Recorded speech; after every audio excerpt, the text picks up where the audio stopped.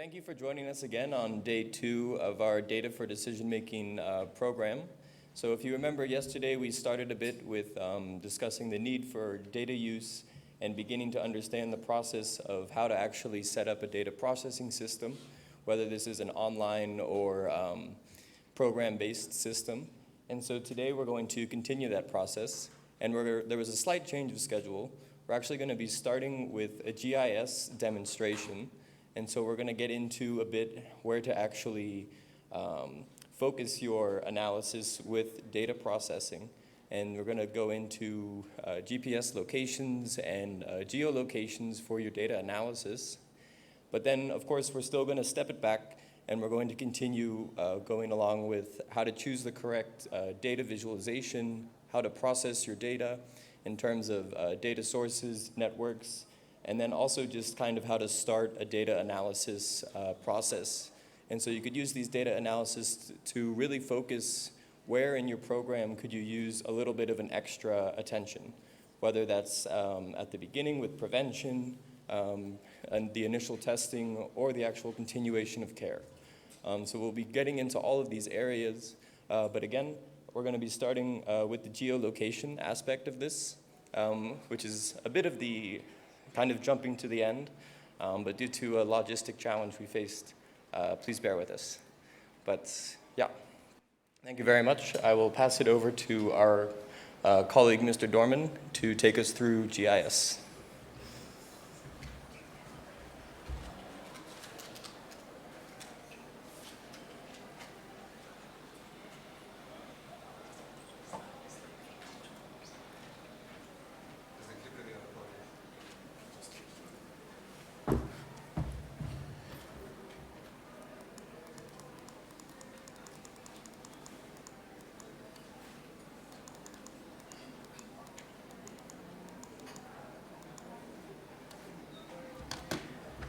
Thank you very much, Andreas, and good morning, colleagues.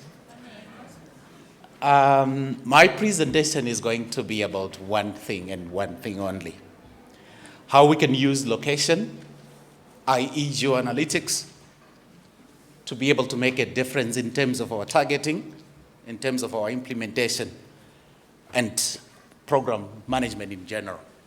My name is Dorman Chimamiwa. I'm also joined online by my colleague Victor Mangamwabo, who's our GIS specialist. Together we will take you through a 3-part presentation. Part 1, I'll do a rundown of some of the main highlights of the works that we have been doing, work that we can do under ASAP in the GIS space to strengthen your implementation and targeting. Then the second part, Victor will jump in. He will quickly show you basic GIS, how to pull data and have it mapped and use that for decision making. The last part is where Victor now goes into one of our live systems, just to show you how complicated and complex it can, from simple to quite integrated and having lots of information in. Victor is going to take you through our vaccination management system that we have used together here in South Africa, built together with the National Department of Health. So I think our outline of the presentation is going to touch on these main elements. Firstly, if you want to use GIS, you need to know what data elements you will be picking up. I know this is basic. A lot of you guys who are using GIS, hopefully, you already know what data elements that you want to use. Data collection tools, of course, we'll talk about that. The simple ones, as well as how do you scale that up. And then how do we then pull the clinical data and integrate clinical information with geolocational information for strengthened decision making, and then how that plays out in your analytics and visualization. And as I said, then Victor will jump in to just give you a quick demo. Just focusing on those who are in the room, by show of hands. Let me know who is using some GIS system to do something. If you are doing something close to GIS, give me all right. At least I'm not too lost. I have 5 colleagues with me in the room. All right, so let's go straight to the details. I think the first question would be, as program people, program management, people working and playing in all these different spaces, HIV, TB, vaccination, health system strengthening, VMMC, adolescent girls and young women, and the list can go on. The key question is, of course, the minute you start saying, I think we need to start thinking of geolocational information. I think we need to start looking at a geoanalytics approach. The question obviously is, how are you going to define location within your space? It could be HIV, or you are working in vaccination. What location is going to be key for you? It could be your typical coordinates. And I can tell you the story of coordinates. We can leave it for another day. There is a whole lot of incorrect and inconsistent ways of capturing coordinates. Of course, depending on the usage of what you want to achieve. You can use your addresses. Addresses are quite critical. We've used address information, particularly when you want to capture where your patients are coming from. And this could come in multiple formats, your streets, your suburbs, all the way to even village or landmarks. You could also be looking at the health facilities that are actually providing care to your patients. How many people on earth do we have on facility X versus facility Y? And that actually can be represented geographically. And then, of course, if you recall that time when we were battling with movement of specimens during COVID-19, then the laboratory network becomes quite key. How do we represent that spatially, so that we are able to analyze the logistics that goes with our laboratory network? So with that now, this takes us to the next point, where we're saying, if we want to build GIS systems, the setting up of an efficient data collection system becomes critical. This can be set up in very simple ways. Somebody has a phone properly configured to capture locational data, which feeds into the program, and we can analyze that and give you meaningful actions. That can then also be scaled up in a very, from simple to, I don't want to use the word complicated, but maybe that's it. So you can have simple tablet-based. You can have something that's sitting on your online, offline. You can have something that sits on your server. It doesn't really matter. At the end of the day, all we want is for you to be able to access that information the way you have deployed it. So those systems can be built from very simple towards to very complex to capture a number of points which you want. So your geolocational data now can capture information on your health facilities, your points of interest, the points where things are happening. It could be you have an HIV team that's testing in the community. We want to capture the information from the community end. You could be having a vaccination team that's sitting out in a settlement. We also want to capture the activities from that end. So once that data collection system is set up, obviously from a geospatial perspective, we want to pull all this data into the appropriate software. Several conversations around what to choose. There is ArcGIS, the Esri environment. There is also other GIS platforms like your QGIS. All what it matters is whatever you choose, you should be able to run with that. So this data is now pulled in, structured, cleaned, and the normal data cleaning processes. But the bottom line is the non-clinical data and the clinical data being integrated in a coherent manner to be able to give you a layer, the basis for doing your spatial statistics. And then from there, you can do your complex or your simple analysis. This is just some visuals showing some of the work that we have done. And this is work that, again, ASAP can handle very easily across countries, where a good example on your left, what we have done is we're able to actually show for COVID-19 vaccination, we are planning and targeting at the lowest level.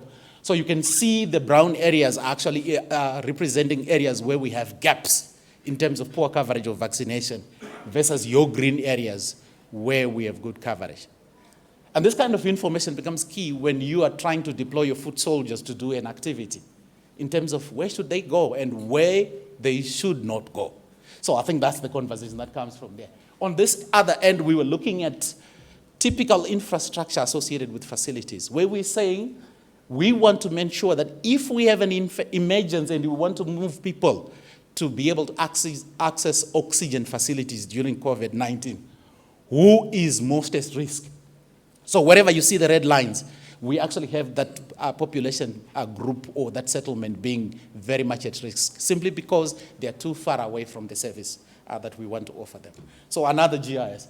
Now when we go deep dive, 2 examples that we're going to show before Victor comes in. When we talk of HIV in general, GIS comes in to support a number of areas, but obviously along the cascade, the first 95, you're testing, where are your hotspots, where should you be testing in the community, which target population, and where is the target population. And we also extend and do what we call participatory mapping. Mapping through the people who are on the ground. Sometimes you actually run out of data. But if you go to a facility, if you sit with community health workers and ask them, where have we done well and where have we not, they will create a new map for you. And that's what we achieve through the PM mechanisms. And that treatment is all your ACT patterns, spatial patterns representing your uptake, and then monitoring of those spatial patterns, obviously, quarterly or over a time period.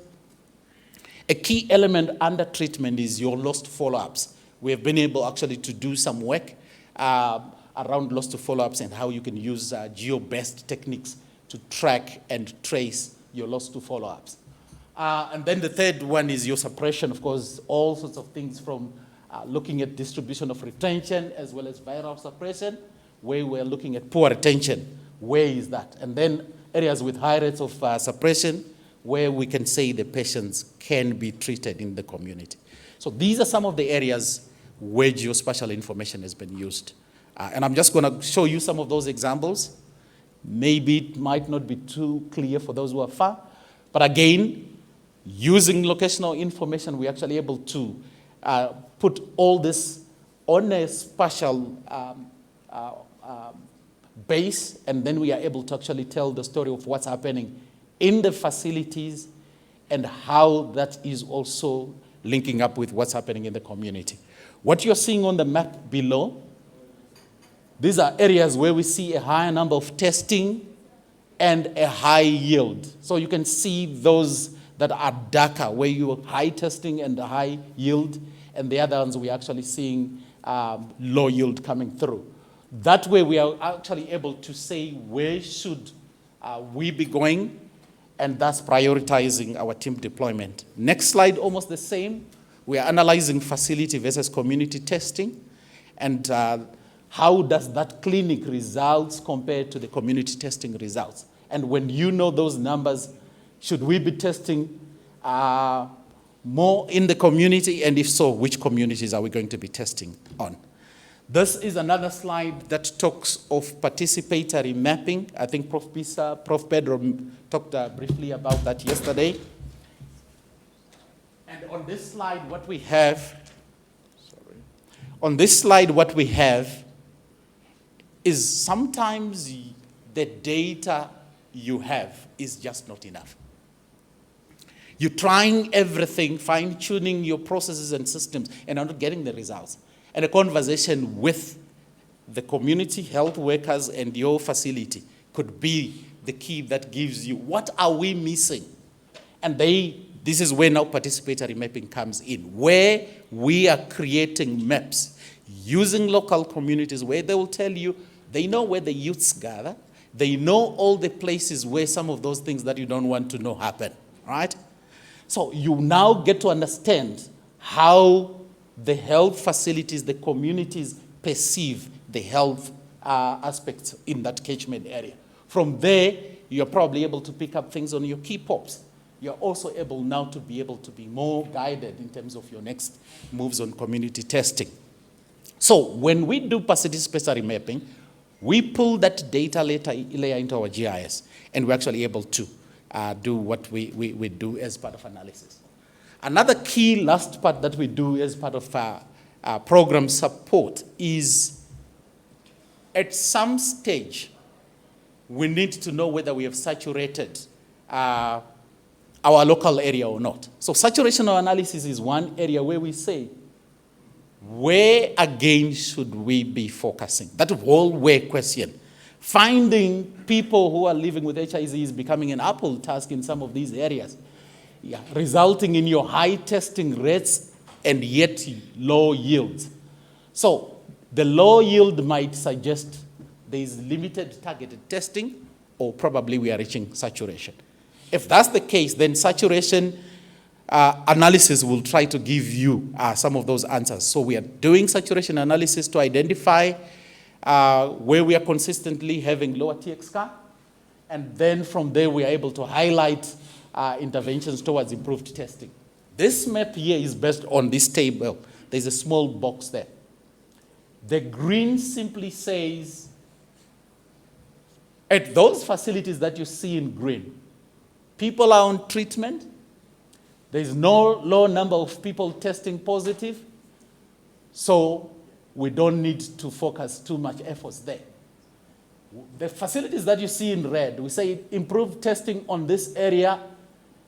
We should also improve who we test. So the red areas, improve your testing in this area, improve on who you test. Right. Green is, the top blue, which is your bottom, top right. Potentially people are accessing care here from outside. So that actually flags an issue of mobility or probably movement of people there.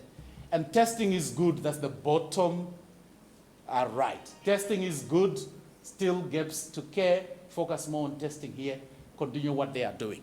So here now you inform your foot soldiers in terms of what strategies they start thinking about in terms of their response. And this is all specialized for them. The second one, which I'll only talk about one slide and Victor will jump in, is our support to COVID-19. And we are mainly focusing on this discussion purely from a vaccination point of view. GIS has been quite central in terms of targeting and the deployment of all resources, where we're saying which areas should we be focusing and which areas should we not be. This is a map of South Africa that was quite pivotal in the selection of the COVID-19 support at sub-district level. And those sub-districts which you are seeing in red, they actually had fully vaccinated 0 to 20%. So with that now, it was possible to start looking at targets, to start looking at who should we deploy there and what kind of activities should they be doing there. Second layer is where we say which target population. Is it the 12 to 17? Is it the 18 to 34? Is it men? Who should we be targeting in those areas that have been flagged as having poor coverage? So our basis for deploying GIS as part of the vaccination ecosystem, this is the main slide. All we did was to pull together vaccination information as it's coming through, all our administrative data as it's coming through, all our population estimates, and create the initial first dashboard, which is a weekly view of the situation on the ground this week. Knowing that picture, we are actually able to say, at the local level, province, district, sub-district, we are able to say which settlements are the worst performing, which wards are the worst performing, and we're able to flag them, even including the age groups. With that done, we are able to push through to the clinicians. Here you are seeing a team of our clinicians sitting down and making decisions, planning on a Tuesday to say, where should I be sending my vaccinators? Where should I be sending my social mobilizers? And where should I be sending the demand creation teams? There you see now, with that done, GIS dashboards and maps are being used to do micro-level planning, population targeting, and planning for the ideal location of everything, outreach, whatever you want to do. With that known, all your gap areas now identified, you are able to say, demand creation team, you are in settlement X. You give them an application called the Social Mobilization App. They go in there and engage in conversation with the community. You understand issues of hesitancy from that app. You are able to pick up all the other key information that the community is bringing up around vaccination. As they go out as well, there's another tool called Find My Jab, which is deployed online, public-facing, where people are able to actually go onto the tool, see vaccination services that are coming to their community next week, so that you don't have to take grandma to the facility. We are bringing the services to you. That's through Find My Job. And then with that now, we're able to push through the very same tool to say, vaccinators as you go out, go into the gray area where demand has been generated, and then you're actually able to put jabs in arms. And that tool monitors how much of that demand generated has actually been picked up by the vaccination teams. All that information feeds back into our national dashboards, and then we're able to again refresh and say, next week when we sit on a Monday, how much of the needle have we moved? So this really is driving targeting. This is driving deployment of our resources. This is driving our implementation, and all this for better results. The challenges that we face from a data end are the typical. Right now, we now have protection of personal information. I remember it was a question that was raised yesterday as well. Of course, that limits the kind of geoanalysis we can do. High population mobility sometimes, snapshot versus a lot of mobility in an area can be a challenge. Data quality gaps, I think those are the usual things. Anyone who works with data, you know, the gaps in currency, incompleteness, and all the other variables. And of course, some of the data linkage challenges. I'm going to pause there, and I'm going to ask Victor to jump in just to give you some of the demonstrations on our end on the GIS side. Thank you, Victor. Can you hear us? Yes, good morning. All right, over to you. Just pause Victor. So, can they see Victor's face? They can't. Oh, there he is. Morning. Thanks, Doman. I think I wanted to reiterate the reason why we used the vaccination data today as an example. I had 3 or 4 or 5 people in the audience that said, let's use other examples that are just not predominantly HIV and TB. The people that want examples from the OVC world, the people that wanted examples from the other facets of programs that you're all funded for. So the team had to work really hard last night, let's thank them, because they'd prepared dashboards and all those kind of things for the HIV and TB, but they had to change all that based on my instructions to use a different facet altogether, and we picked the vaccination work and the dashboards and the oxygen dashboards to re-emphasize the whole point about GIS and where. So like we always mention and reiterate before Victor starts, it's with a consortium partner in ASAP, and all these elements, including GIS, whether it's vaccination, whether it's malaria, whether it's cholera, whether it's HIV and TB. The idea is to give as an example in the vaccination world, but the approach is the same, right? The approach is the same. Whatever you're seeing here is applicable to overseas, it's applicable based on the question that we're actually trying to answer. So let's always keep that in mind. So this might not be familiar to you because you don't work in COVID, for example. Or if you give another example of OVC, it might not be familiar to you because you don't work there, but we're just trying to accommodate the different feedbacks that we got yesterday. That's how we shifted things a bit. Make sense? All right, we can go back to Victor. Thank you.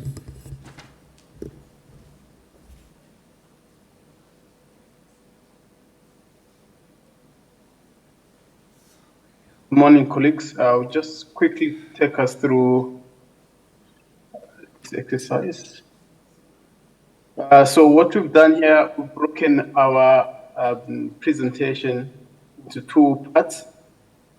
First part being application of GIS within, say, the HIV scenario.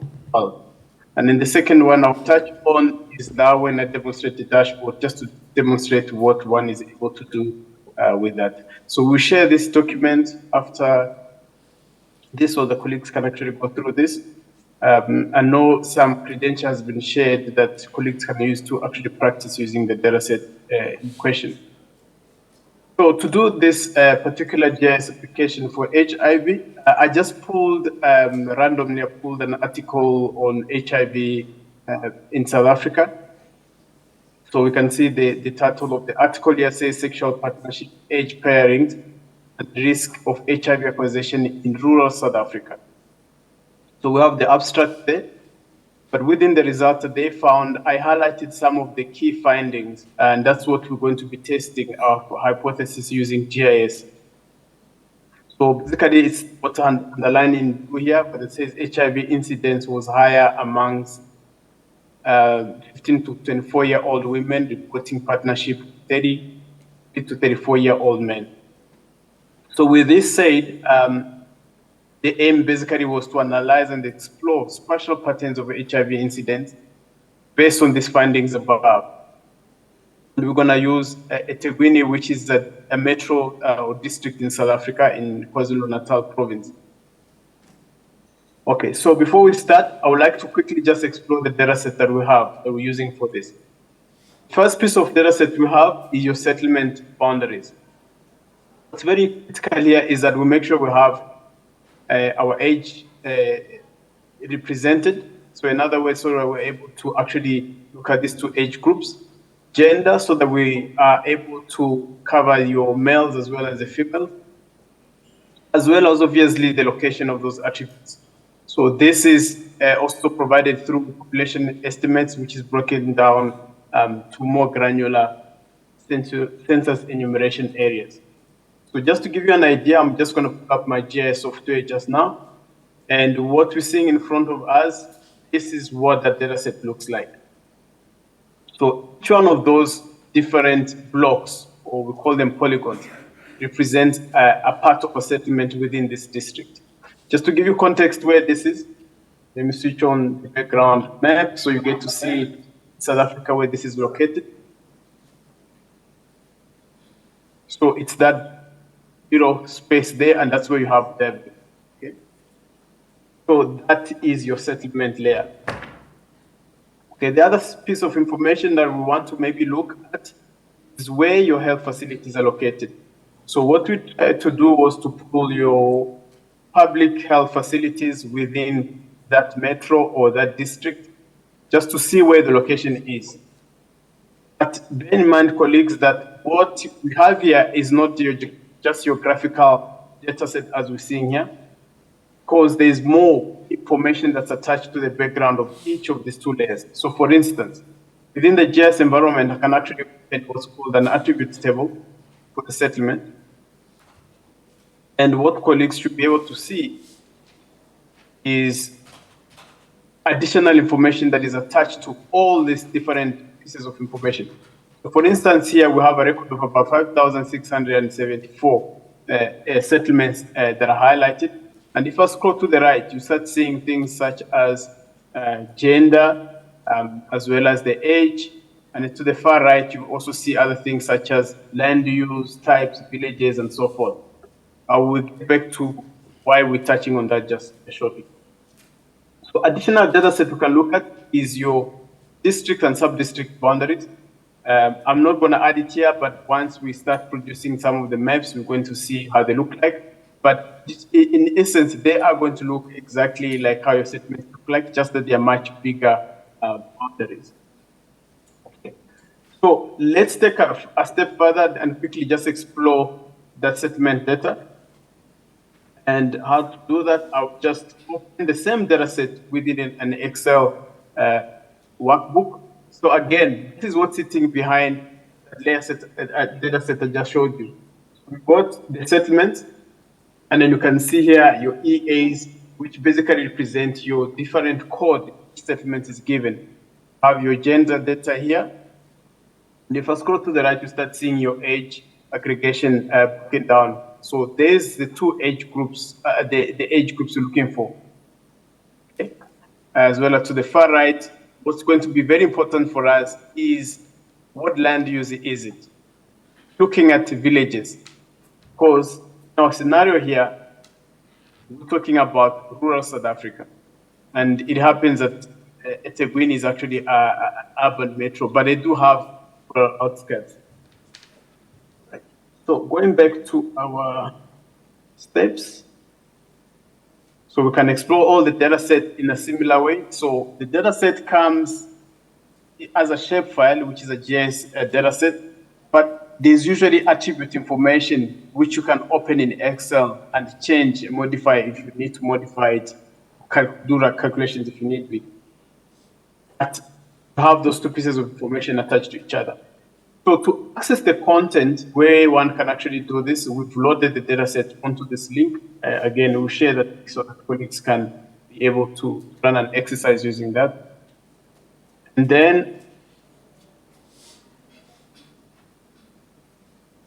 so when you open the link, this is where you end up. So you notice there's yellow highlighted sort of records. This is now your GIS dataset. So we have 1, 2, 3, 4. The first one being your Tegwini EA. EA, again, this is your settlement. And then now you have your sub-district. You have your health facilities, as well as your district boundaries. Okay. So now to start just opening or exploring this data within this GIS environment, I can just click here and then click on Open Map. And what does that does for us? It will open this map in this window. So it will open a new tab, or it might open the tab in the same window where you're at. So this is, again, the same data set I showed using this software. Now, this is more of an advanced, robust software to use your GIS, which is your ArcGIS.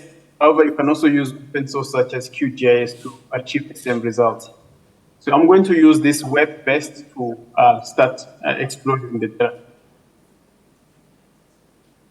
Okay, so the first thing here is a point where I'm asking, how can we best represent this data spatially in the context of the aim above? I think the first thing we need to do is first and foremost to isolate the rural areas. So how do you do that? So I have my layers here. So this is my settlement layer. The first thing I'll need to do is to apply a filter that forces the layer to only display areas that are settlement. So I'll pull this tool here, and then I'll go to specify the expression. And it's a very simple, you don't have to know any coding language. You just need to go specify what you need to say. So what I'm looking for is your primary land use that is called a village. So far we have 781 records. The moment I check that, you get to see which areas are classified as village. So I'll save those settings, because that's where we want to apply the remainder of the analysis. So the next thing is where we symbolize the data set, so we can see those population sizes. Where are they? Okay. So how you do that, you go to styles. So our styles are being applied to the same layer. So styles refer to how you want to symbolize so that the population can pop up. So the column or the field that I want to add is anything that's reporting on the population. So if we go to right at the bottom of our table, we get to see female between the age of 15 and 24. So if I select this, the moment I select this, the system picks up that it's numbers, it's numerical values. So what it tries to do is to go and create a bubble-based representation of the information to show us, based on what we just selected. So based on all those settlements, this is the place that has your highest population of your female between the age of 15 and 24. Let me just turn on the background so that we can see again where this is. But it's not sitting in isolation. I just switched off the backgrounds for better representation of the data set. And again, remember, we can do the same thing also for your males. So if I add the data set here, so we have two pieces of information now being put into the map. The problem now is that the system tries to automatically pick two different ways to symbolize this. One using the color, the other one is using the bubble to represent the size. So this is two ways that you can represent it. However, what we actually want to do is to compare these two variables so that we are able to see where do you have the highest concentration of both populations, because most likely those are the areas you're going to have issues. So one of the methods that you can use to symbolize, you notice there's various methods that you can use, pie charts and so forth, but we want to use a symbology that allows us to look at the relationship between the two. So what I will do, I'll click on this one here. And what it should do, it's going to pick up the two data sets that we have. your females 15 to 24, and your males between 30 and 34. And you can see what the arrow basically representing. It's basically saying from this light color to that orange, it's indicating that the population of males for that age group is actually increasing. And for that arrow that's pointing upwards, from that color to that light color, it's indicating that your female population increasing. So when you combine the two, however, you do get situations where both of the population age groups are low, but you also get situations where both of them are high. These places where the populations are high, this is the areas that are critical in this particular case that we are dealing with. So in this case, in this map, you can already see where some of these locations are. So the GIS helps you to answer the way where you combine a whole bunch of different information. You can modify it to enhance it if needed, just to try and see where do we have this happening. But most importantly also, where do you have a cluster of settlements or something that you're trying to measure? Where do you have that cluster of that happening? Because then that gets to answer your where question. So what I would do now, I'll just say done. I can apply additional settings if needed. I can go and say, let's symbolize this so that it only shows 2 by 2 quadrants, so it's much easier to interpret. Less colors you have, the much better. But essentially what it does, it symbolizes the same thing so that you get to see your high and your lows. Okay, so the other thing I would like to add to the map is our health facilities. So I'll click on the add button, and I'm going to locate our health facility layer. Let's find it quickly. So it's this one here. So I'm gonna click add.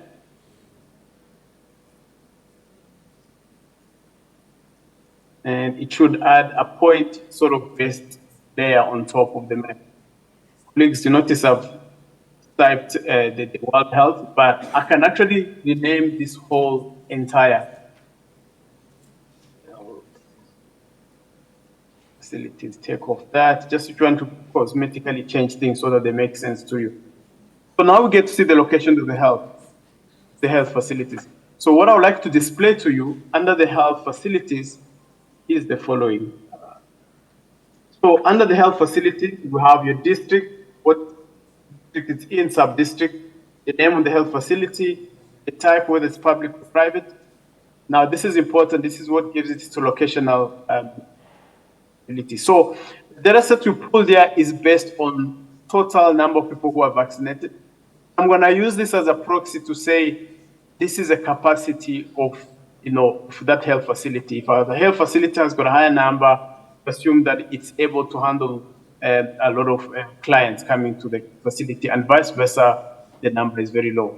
So what I would like to actually show on the map is to demonstrate or display areas where we have the highest number of people who are served by the health facility. So again, what I would do, same thing we did earlier on, as this, I will just change the symbology. So the symbology I'm going to use that field that's saying total vaccination, okay? Notice what's gonna happen. Let's see the pattern. So the initial thing I'm seeing here is that based on the bubbles that's representing the capacity of the facility, majority of the health facilities are actually located outside rural areas, and more importantly, outside the areas that we identified to be problematic.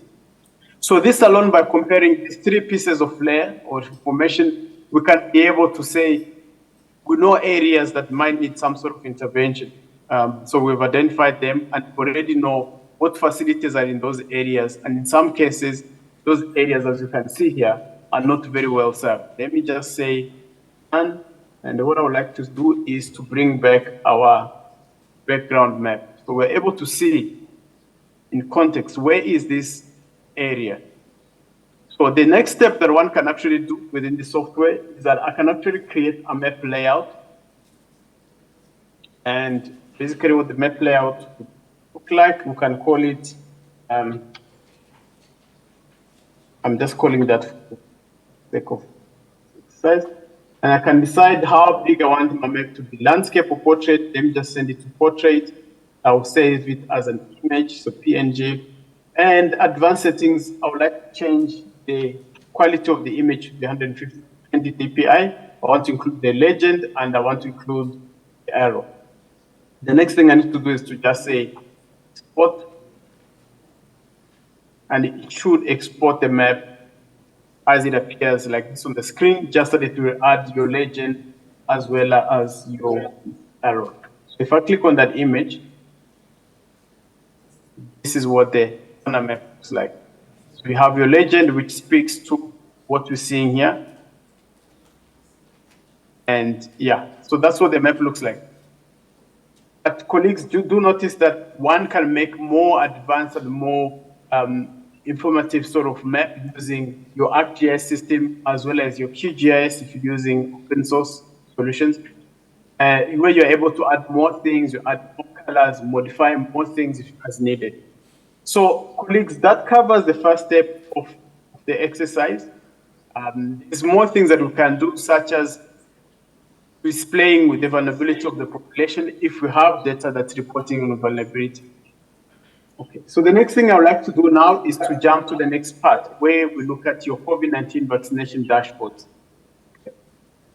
But mainly, the main purpose, as Dr. Domen has already explained or demonstrated, is that the tools, these dashboards, which are tools, they're helping the Department of Health and any other partners to identify where do we need to target based on the uptake of the vaccines. Where are we having issues? Where are we having hesitancy issues, which is probably, we can read from the fact that maybe the numbers are not increasing as they should. Before I do that, what I would like to show colleagues is, again, data is central to this. So what I'm showing in front of us is vaccination data as reported or recorded in South Africa. This is now at the settlement level. So this is how the data is recorded. So where we have the name of the province, the district, the municipality or the sub-district, the name of the settlement, and then what's being referred to as a phase. A phase now is an age cohort that has been determined. So in this particular settlement, for these specific groups of age cohorts, this is how many people have received at least one jab of vaccine. And you can see the timestamp up to that time. And then this is generated every day, but then one is actually now to put every week to monitor, is this number actually going up? At what rate is it going up? So this is one piece of the vaccination data. There's, however, more additional layers of information of vaccination that we use. This is the second one, that it's reporting vaccination at a provincial, district, sub-district, and facility level. So you can actually get to see the facility name, the IDs for the facilities, the outreaches that are being utilized. If we pull this data for a monthly, which month was it? We can pull this on a daily. But age groups, the gender, vaccine type, and then most importantly, how many first doses, second doses, and so forth and so forth. And then eventually later on also we derived your fully vaccination from, from that list. So if I scroll down, this is for the province of Gauteng. If I scroll down, you actually notice it has over 300,000 records. You can actually add this up to see how many totals are there. You can summarize this in a pivot table, the usual things that we do in Excel. Okay. Now the next step we want to do that we've done is to take this, partialize it, put it in a map, so that we're able to relate this district, this sub-district, settlements, so that we can then identify areas that still need attention. Okay. So alongside this, we use census data so that we're able to estimate the target population. We use additional data sets such as where are the schools, where are the health facilities, so that a person who is actually working on this is able to have a context as to what they need to do and where they need to go. All right. So the next step is I'm just going to demonstrate those dashboards, starting with what we're referring to as a national dashboard. And what the national dashboard simply does it shows a bigger picture of the vaccination program within a period of 1 week. So here we get to see the changes or the new clients that we reached fully vaccinated, or new clients, different provinces, different districts, as well as the sub-district. So we only track this from provincial down to a sub-district level. So we get to see those numbers. But what's important about this is that that is not a static picture we're looking at. It's very dynamic and it's very interactive. So for instance, if I click on this, it's going to select that province. It will highlight and filter all the districts and sub-districts within that province, as we can see on the right. If I click on this district, it's also going to filter this to show us only the sub-district within that district. So if I go to Nelson Mandela Bay or Artambo, you actually get to see this being dynamic.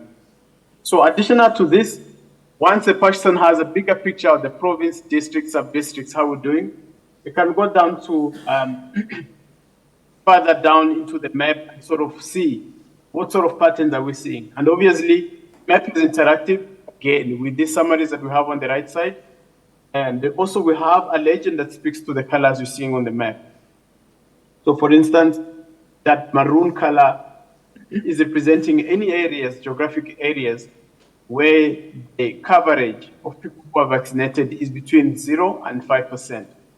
The orange one represents 5 and 9%. The yellow one represents between 10 and 39%. And your green represents 40 to 69%. On the map already, we can see provincially, you can see where some of the provinces are sitting. And you can see what numbers they've done in the past week. We can actually also get to see percentage-wise, where are they in relation to the total, how many people they've done. And then we can break this down further to say, within those different age cohorts, where are they actually sitting? So what you're showing here at the top is the worst performance for provinces, districts, and sub-districts alike. And then as we move down, we get to see some of the best performers in terms of the vaccine uptake.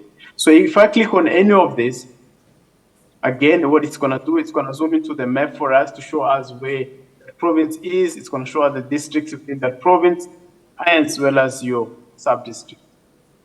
So this dashboard, as you can see, colleagues, it's very interactive. It's just another way of reproducing the maps. Instead of having a static map like this where I cannot zoom in, switch on things, and filter things, I have this so that I can now be able to make decisions based on this dynamic sort of data. So once a person has a picture from a national point of view, can actually dive deeper into a provincial dashboard. Provincial dashboard is done exactly the same as a national dashboard, just that now it focuses on a specific province. So what you can see here is the analysis that's been done most recently on the 13th of November, and we're basically tracking changes between the 6th of November to the 13th of November. So when you get to see this weekly highlights page, that's basically what it's saying. In the past week, this province has done X number of people. These are the best performing settlements. These are the numbers that have added. And then in terms of the sub-districts, these are the individuals that have added in terms of new clients, as well as the fully vaccinated. And we're able to see which is your best contributing sub-district, which, age group, and then which age cohort might be performing poorest. Also depending on how the coverage has gone for those sub-districts. So there's a few more other things that one can do. Now, this dashboard here allows us to do micro planning, where we're able to now identify settlements that are poorly performing. In a sense that I can now go to you notice you have multiple tabs down here. The one that's represented main summary. This is where majority of the work goes into. A summary of the schools. This is how many learners are in this province. So far, it looks like almost half of them have been reached. It's not half, but yeah, it's slightly just above half. 425 has been vaccinated. You get to see a list of the schools, the top 20 largest schools within the province. Largest have what 2,400 number of learners in the age of 12 and 19. And you have additional tools that allows you to break down your data set. You have your district summaries. And then also you have what you call a district report summaries. So the user is able to go in here, click on any of the links. Again, this is all coming for two sets of data, the data sets that are displayed in Excel. And this is just a simple PowerPoint that is generated every week to highlight this area of this population. So far, you only done 17%, which translates to this. So it tries to highlight the most problematic areas. And at the end of the PowerPoint, we highlight some of those problematic settlements. So going back to the dashboard, let me quickly touch on how the typical day, how this is used by our teams. So usually they'll go on the main summary, and they will say, okay, I'm working the city of Joburg. So I can filter this data to just show me information of the city of Joburg. When I click on the city of Johannesburg, what it's going to do on the map is to filter and zoom onto the map for us. Going to highlight here specific sub-districts within the city of Johannesburg, the wards within the city of Johannesburg, as well as your settlements. So what you notice here, at the top, we're showing the worst performing settlements. We can see how many people need to be targeted, for instance, this particular settlement. But so far, there seems to be only 9 people who are vaccinated in this area, and they still got 27,000 people they need to reach. So this is actually very critical. So as I scroll down, you get to notice that these numbers are decreasing. Percentages should also change, and that's because we're showing the worst performers right at the top and the best performers towards the bottom. We're only showing the bottom 100. As I continue to filter this, you should start seeing some of the best performers also showing. So the next step, the user can actually zoom in, zoom out into the map. You can just resize that if needed. And I can now say within the Johannesburg G sub-district, let's click on it and see what's going to happen. So it's going to zoom to the map for us to show where that is located. We get to see all the wards in here, as well as all the settlements here. So you see, if I scroll down, you start to see some of those settlements that are performing very well in the past week, how many numbers have changed. And on the left side, we actually get to see where those settlements are located, as well as the colors representing the vaccine uptake. So what the team tends to focus on the most is obviously colors at the bottom, your maroon, your orange, your yellow, because this is the poorest performing areas. So an additional thing that a person can do is to say, can you show me areas that have a population, say, between 10,000 and 50,000. So what it's going to do for you, it's going to filter on the map and show you settlements that meet the criteria. And already you can see we have quite a number of them where the vaccine uptake is still low. So this helps the team to isolate the settlements and say, these are the areas we'd like to go into next week. This is the area maybe social mobilizers need to go into to create demand or understand the problem why the uptake is very low before the vaccination teams can go into those areas. So I'm going to clear those settings I've just applied. Okay, let's come back to our dashboard. So an additional thing they might want to do is something where they say, we want to focus on ward number 1, ward number 2, ward number 3, 4, and 5. What sort of settlements do you have in those wards and where are they located? So the map zooms into that area for you and you are now able to see those settlements. Additionally, the user can now say, can I just see, I want to see the schools in this area. Where are the schools? So it's going to add a layer of the schools onto the map. Speaking of schools also, what is the enrollment pattern looking like?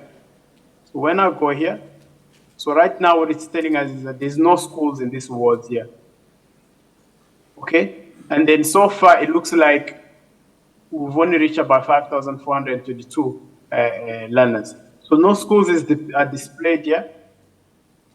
The user again can just decide, okay, let's change and focus on maybe on a different area.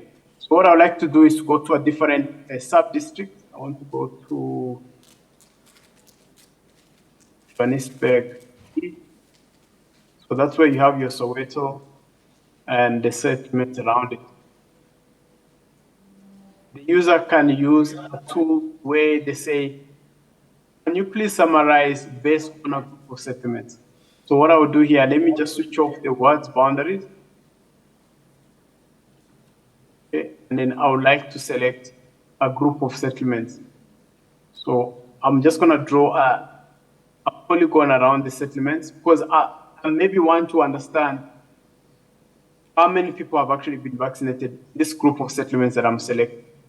So the moment I release that mouse, it goes and selects those settlements for me. So we actually get to see the list of those settlements. And most importantly, we can also see the summary of how many people actually reside in these settlements I've just selected. So far it's saying 298,000 are eligible for vaccination, but in total, 63,000 has been vaccinated. And then this is a breakdown of how many people have been vaccinated, the largest coming from 18 to 34-year-olds. And in the past week, there's only been 26 people who've been reached. So what this is demonstrating to us is saying that this area where we're still below 40% in terms of coverage, we still have quite a huge population that is not vaccinated. And then we can see what age groups where they are sitting. Again, remember, we can still go back here to sort of isolate and have an idea of total sub-district population sizes, have a list of the settlements within this area. And yeah, so colleagues, as you might have seen, the dashboard is a very robust tool that allows an interactive view of the spatial or the geographic nature of the vaccine program. Again, this is something that can be extended to other things such as HIV, whether we're looking at how well saturated populations and so forth. So the same information that I displayed in that map that we produced here can actually be pushed into an interactive dashboard where the data elements are dynamic in nature, and one can zoom in, zoom out, isolate this, and so forth, and be able to plan activities that they need to go and undertake on the ground. Okay, I think that marks the end of the demonstration that I had. Thank you.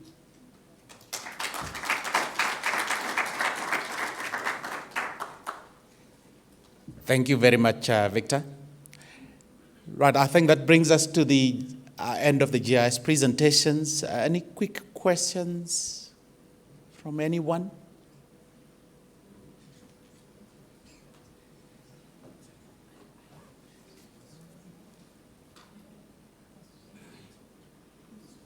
No questions. We were discussing with Prof. Pisa earlier. Value add, those who are using GIS in their current programs, how much value add are you seeing in targeting and implementation from a GIS perspective? Anybody who has a comment? I remember those 5.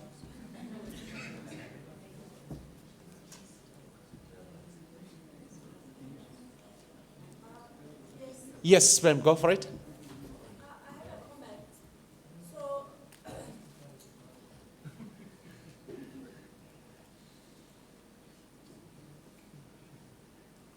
good morning, everyone. My name is Victoria Morate from Botswana Christian Health and AIDS Intervention Program. We see the value add clearly, but I think somebody mentioned it yesterday whilst we were in this session that the deterrent is the cost associated with all the nice softwares and the programs that you are sharing with us for the size of our organization and our funding levels. Well, GIS is certainly, great, but well, for me, I just want to find out from you, as an organization, whether you are able to come on board for collaboration at zero cost, except maybe the cost at no level of effort, except Except if people are to say, can you come and maybe there are certain things that we can be able to facilitate for you, but you don't charge anything to that effect. And how much will it actually cost to actually have the GIS program within our organization? Do we have to buy the licenses? How much does it cost to keep that license running? How much do you have to every year subscribe and all that? Thank you. Yeah, Thanks. actually, thank you so much. It is very interactive, and I think we can best learn if we practically, get involved in the actual process. So related to her question, how accessible is the software or the program to the rest of us? For example, like in northern Uganda, how can I easily access this program or the software to support GIS? Thank you.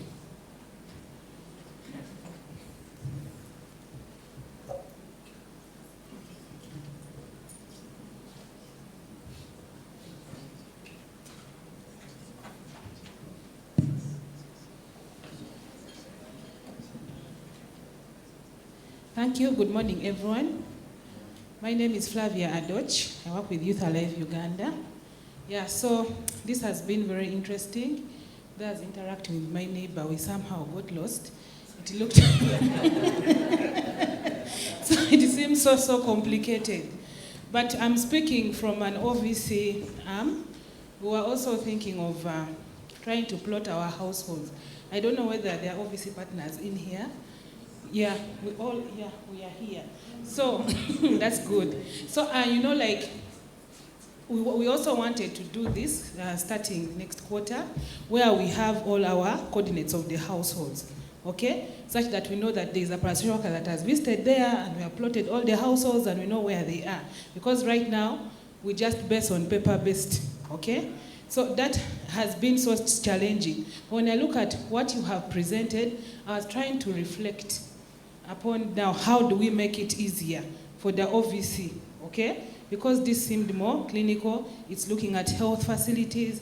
So, like my friend here asked about cost sharing, how do you come to support us to develop that system?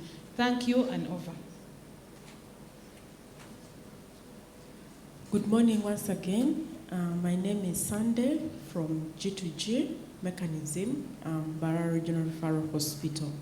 So I know that in Uganda they are actually using GIS system for programming for many organizations and in many areas. But my request was, in addition to the webinars, capacity building webinars you've been organizing, from which we've highly benefited, like the HRH inventory, expenditure reporting for PEPFAR, SBCC, for the KPs and so on. Could you add this webinar for our M&E teams so that they are able to grow their skills, and also other clinical people can easily participate? I think the cost of internet wouldn't be so much. It may just be a matter of arranging time. And indeed, you already send in your webinar announcements early, like a week before, so people are able to prepare and block off time, attend the webinar, and get their capacity built. That's my request. Can we answer these ones first, then we get Then- to the next ones? Because I'm not sure you can try 5 questions. All right, no, thanks. Yeah, thanks so much for the questions. I think first things first, and Prof. Pedro is going to jump in on the how ASAP we can support this probably. I think the GIS, deployment of GIS systems is don't always look at it as a Rolls-Royce top of the range thing. No. You can scale them from simple, depending on your needs, on the number of users, as well as how comprehensive and extensive the package you want. It's very easy to have a GIS system running on a desktop, QGIS, which is open source. That is GIS, right? You can also go all the way massive on your servers or online, that's also GIS. So in terms of deployment, multiple approaches are possible. And that also comes with budgets. So you find that the simpler versions are generally not too expensive. In terms of the actual support, Prof. Pedro, what can we do as ASEP? So we call him Dr. Ware, Dr. Doman. So he tells us where to go all the time and not where to waste our resources on. But I just think that we've been too seated for long. I think it's good for us to all just stand up, I think. And maybe you don't know the next person to you and what they do and where they're from. Can we just do that for 2 minutes, all of us? So that we just wake up a bit? Yeah, the next person. Yeah. You look so tired. Like, right? Right? All right. All right.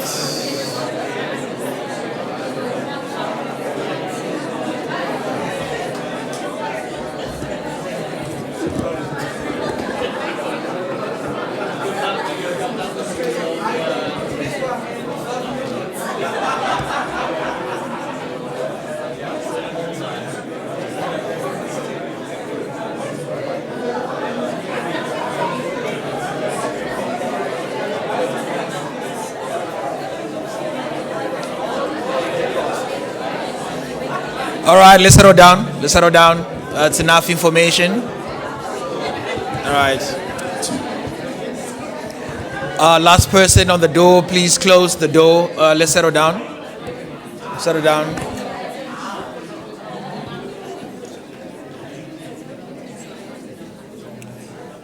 Could we close the door behind the back? That's it. So I hope we've got a little bit of energy back. All right, the faces I was seeing. It's, yeah. All right. Yeah, so I think, we have to reflect it back, right, to the people or the crowd, right? I think what you saw through is for you to just appreciate and understand the detail, right, and the robustness of those models. And when these guys tell you not to go to an X place, to go to Y, just trust them, right? Right, that's the whole essence of the entire presentation.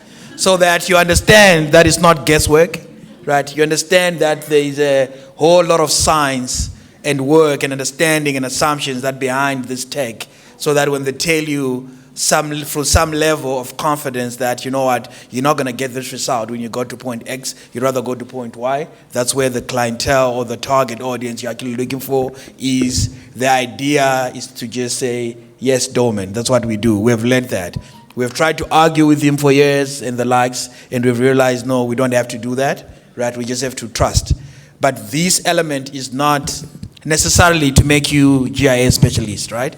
Or to make you, when Sylvie or Dr. Sylvie presents his insights about deep dive analytics and the likes, it's not to make you a statistician, right? You're not statisticians, you're implementers of programs, right? That's what you are, right? At the end of it all, there are SI products on a daily or weekly basis that these teams generate from all these insights that make sense to this crowd, right? Which is what is the essence of data for action frameworks, right? If your data looks like this, what do I have to do, right? So if I'm a counselor for HIV, or I'm an OVC community worker that gets to visit all those vulnerable children or vulnerable mothers and the likes, right? Trying to understand sexual abuse prevalence in these families, for example, right? I do not have to understand the layering of all these GIS elements, right? I don't have to understand the interactiveness of these elements. But the key thing is that the work that we have done in the past, we then sit down with you guys, plus the different stakeholders like the Ministry of Health, right? Other implementing partners that are working in that area. And we distill to say, which are the key information products that we need on a daily basis? Which are the following information products that we need on a weekly or monthly basis, right? How do we automate reporting, right? That's the whole thing, so that you can make decisions and create data for action frameworks around what you actually need to do in the program, right? That's how it whole nullifies it down to it. But the data people and the M&E people, so we all have a generic problem before I get to answering the questions, right? We try to be prescriptive to implementing partners, clinical teams, and people that are actually doing the work, right? So we feel, oh, this dashboard or this visual is so complicated, and I like it. I love these colors. And you try to impose. If they say that we don't feel we need to use this visual, we don't need this product, what we actually need is that to make decisions, we feel hurt, I think, because we've done so much work behind the scenes, right?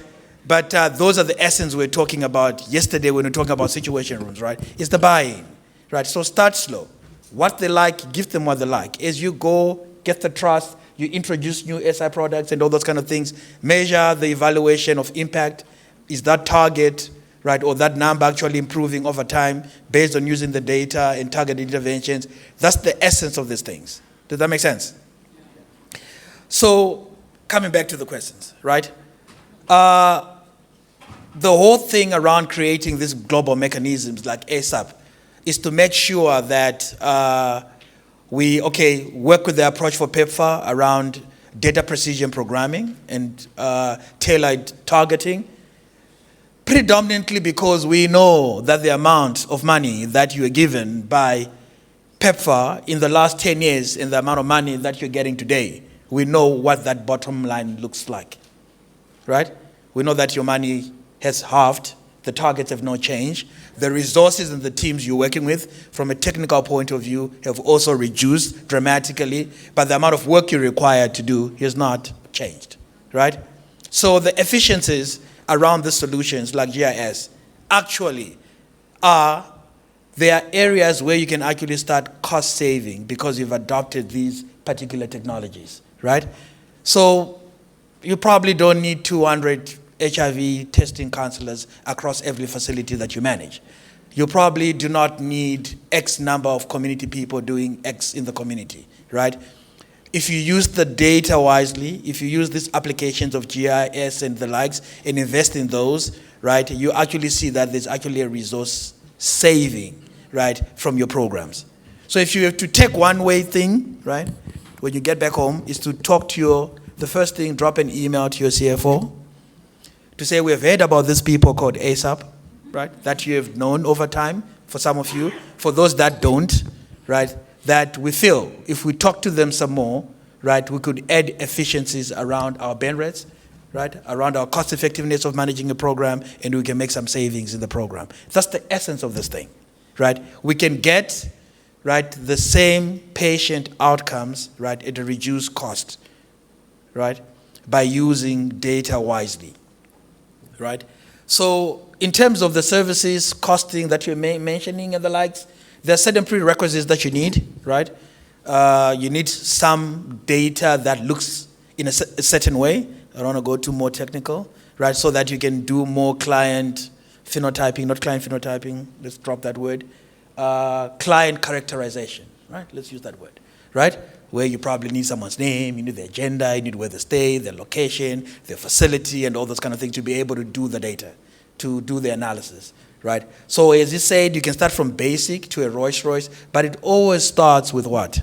A problem that you're facing within the program. Make sense? Right? If you're running your program well, right, and everything is perfect and all those kind of things, you don't need these guys. You don't need ASAP. But in general, we always have challenges with particular indicators, with particular performance and the likes. Then we say, what can we do? Maybe the solution is not GIS. Maybe the solution is actually deep dive analytics. Maybe it's not deep dive analytics. The solution actually is, you know what, maybe we just need to see our data in more real time, right? How can we facilitate that? So, but the idea is to always start with the problem, not these fancy products, right? Make sense? Right? So when we fixate ourselves on the problem and how we can improve the problem and efficiencies and ask to say, through ASAP, what SI elements can help us to enhance and remove this problem or add efficiencies and the likes, then we can try to have a conversation, right? Tailor make a solution that works. things like licenses and all those kind of things, through ASAP, those things are more or less covered, right? It's not like you're buying the license and all those kind of things and stuff like that. So that's one element around these services that can be accessed through ASAP. However, there's a capacitation element that was mentioned. So I know what the G2G2 guys do in Uganda, because they've got some of these elements, right? And the gaps are different, right? The gaps could be actually on setting up the data so that we can actually run GIS. And that's the support and capacitation you need. The capacitation could be in the actual analysis of the data, right? Where you probably need, let's say it's deep dive or it's a GIS, is the analytics and the modeling actuals, where actually you don't want someone to do it for you, you feel being capacitated, I think, is more sustainable in your world. But the other part could be, no, it's got nothing to do with that. You know, we don't want to learn how to analyze this data. We actually want to learn how to use the data, right? That's the utilization aspect, right? So there are different frameworks based on the gap that you actually exhibit, right, around the ask about what you actually want, right? So it's not every site fits all, right? It's more differentiated in a way based on the gap and what you actually want to attain from it, right? And the costing, like I mentioned, most of the costs are already absorbed by ASAP, so it should not cost smaller community groups or programs so much more, right? And remember, the scale of your program reflects the budget, reflects the targets, and respect the general investment that you're expected to spend on SI, M&E, or analytics and the likes. Does that make sense? If it does not make sense, you're going to stand up again. Like, all right, does that make sense? All right, okay, all right. Any burning question before we more or less use the next 45 minutes? Thank you. Okay, good morning. I'm Isabel Mendes Yamba. I'm from Namibia. I work for IntraHealth Namibia as a chief of party. Thank you so much for this wonderful presentation. I'm actually someone that like dashboards. I receive dashboards every 2 weeks. I'm really impressed with GIS. I was just chatting to my colleague, hey, I'm listening to this wonderful presentation on GIS. How can we do this? And he said, no, I think we can do it within DHS too. I don't know. So I want to find out. It is possible, but he also raised a concern, saying that at some point he wanted to adopt GIS, but then because we work with a key population-led organization, so there was some resistance from our key population-led organization due to fear of maybe addresses or physical location coordinates being tracked because of data safety. So I wanted to find out how is GIS feasible on a key population project. Thank you. Perfect. So I'll use examples of the key population work that we did in Zambia using GIS, and I think it's a very good example of actually some of the sensitivities, right, that comes with some of this data, and the pushback that you're going to get, especially from national AIDS councils and civic society, right, in terms of, we've got challenges, whether, especially when we're talking about key pops that more or less also engage in sex work, around stigmatization, right, and whether it's actually a lawful way of employment or not, that differ, across the sub-Saharan space, right? But I think the key thing always comes back to the question, right? And I'll give a couple of examples of what we have done in the past, right? So I think at some point when we're all really focusing on managing the new incidents so that we make sure that we reduce incidences within our, within more or less the HIV and TB space. I think that's where the evolution of working with more vulnerable and more risky populations, I think the term evolved over time to get to the point where we call it key populations, right? The element of making sure that we try to put as many people that are at risk, right, or key populations on treatment was very pivotal, right? Then when GIS started to be involved in some of that work, the main thing that started with what we called you call them GIS hotspot mapping, right? To make sure that we actually access, right, the key populations and the likes at the time. Then the pushback that came from the National AIDS Councils, right, as we met them, tested them, and initiated them, you had to collect certain particular data about them, right? And at the time, we were actually not consenting them, right? You're just collecting the data. Then more or less, because of patterns and movement, you map it up on a chart or a forum, like what we presented there. But that helped a lot with a lot of case finding in making sure that our community people can target, and it also helped with what we called moonlighting at the time. I think you used the same term in Namibia. I think it's moonlighting, right? Testing in the bars and at night and the likes. The results were phenomenal, right? But then we started having clients that were actually negative, a whole lot, but they kept on engaging in the risky part in all the work that they did. And we had a new biomedical way of prevention, which we nowadays call PrEP. I don't know what we used to call it then, PrEP. And with the new rollout for PrEP, right, your funders had now a new request of tracking your PrEP code, right?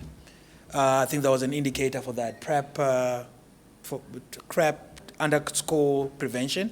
So we had to actually monitor the PrEP cohort itself, right? All these people and the idea was to keep them on PrEP, right? That's in a bid to stop new infections, right? Then it went more crazy, right? Around stigmatization, around protecting people's information. You're tracking them, and you're actually pulling that data in other different platforms that are not EMR systems, right? To make sure that you can actually phone them, follow them up. If they skip their PrEP dose, they need to come back, or we send people with their medication and the likes. And I think at some point we worked with Riders for Life or something. I think they were helping us with that. But I think the key element around the question becomes the buy-in is not easy, right? Because people represent different things from civic society. But I think that engagement is crucial to have the correct buy-in from the national level and from the SI forum of the country around what we're doing and why we're doing it, and to get some sort of endorsement. I think that is pivotal. So that change behavior of using data at a patient level or at an aggregated level continues to be debatable because there's abuse of data, right? And a good example, whilst I'm looking at time, they keep telling me time. As a Namibian implementing partner, you find yourself sponsored by USAID or CDC. Then next year, where's the IIS next year? I think the IIS is in Brisbane in Australia. Then the Minister of Health of Namibia comes to that conference and they see this data for the first time on a poster, like outside, right? And they cannot believe it, right? To say, you used this data. This patient level data was actually sent to a group in South Africa to analyze this data with patient level data, and we never get to consent or to approve and the likes. So all this use of data around the governance that we spoke about yesterday and the regulations and the approval processes are very, very unclear for most of us in sub-Saharan Africa, right? So we learn as we go, right? Someone has to make a pivotal error, they're in trouble, then they learn. Then, because there's not a clear book around this governance and regulations, right? And I think those are the areas and some of the areas that ASAP will be trying to support as well, around making those clearer to implementing partners. If there's no white paper in place, how do we try to put a white paper in place around how that data is used? Because my biggest fear is to wake up one day in the New York Times on the paper to say there's this professor that abused data and all those kind of things. They've been doing this with data without, it's always my greatest fear, right? And you always see it now and again, right? So although we try our best to use legal teams to help us on what we can't and can't do, there's always that gap and the possibility that it can happen. And it's a very, very good and sensitive question that you've raised. Are we good? Yeah. Sure, the mic, where's the mic, where's the mic, where's the mic?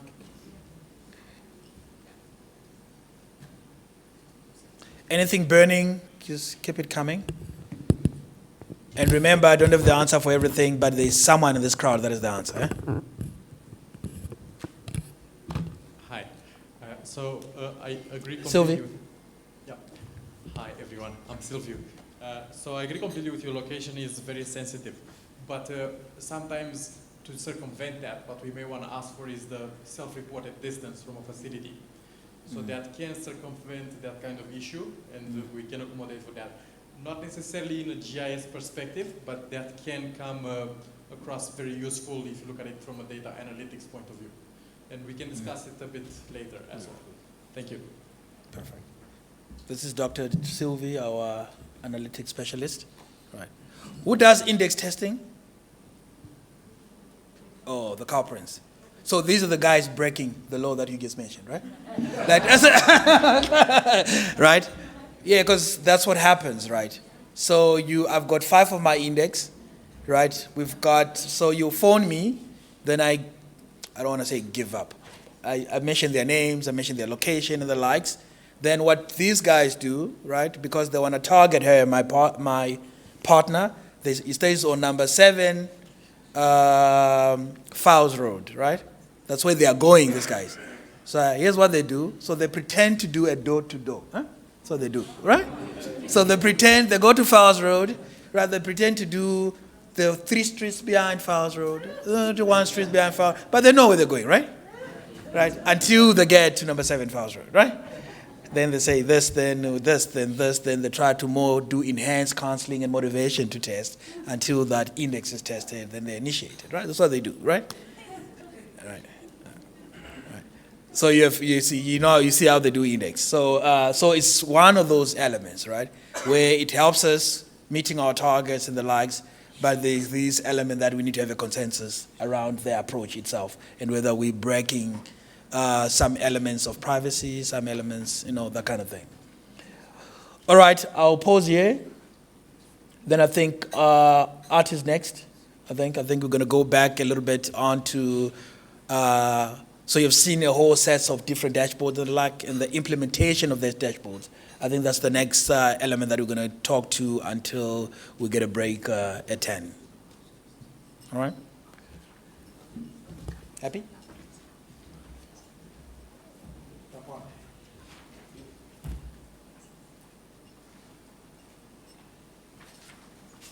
Let me first see how we get to does this go back now for our presentation? I have to see. You have to speak louder. Yeah, no, I'm just speaking to myself.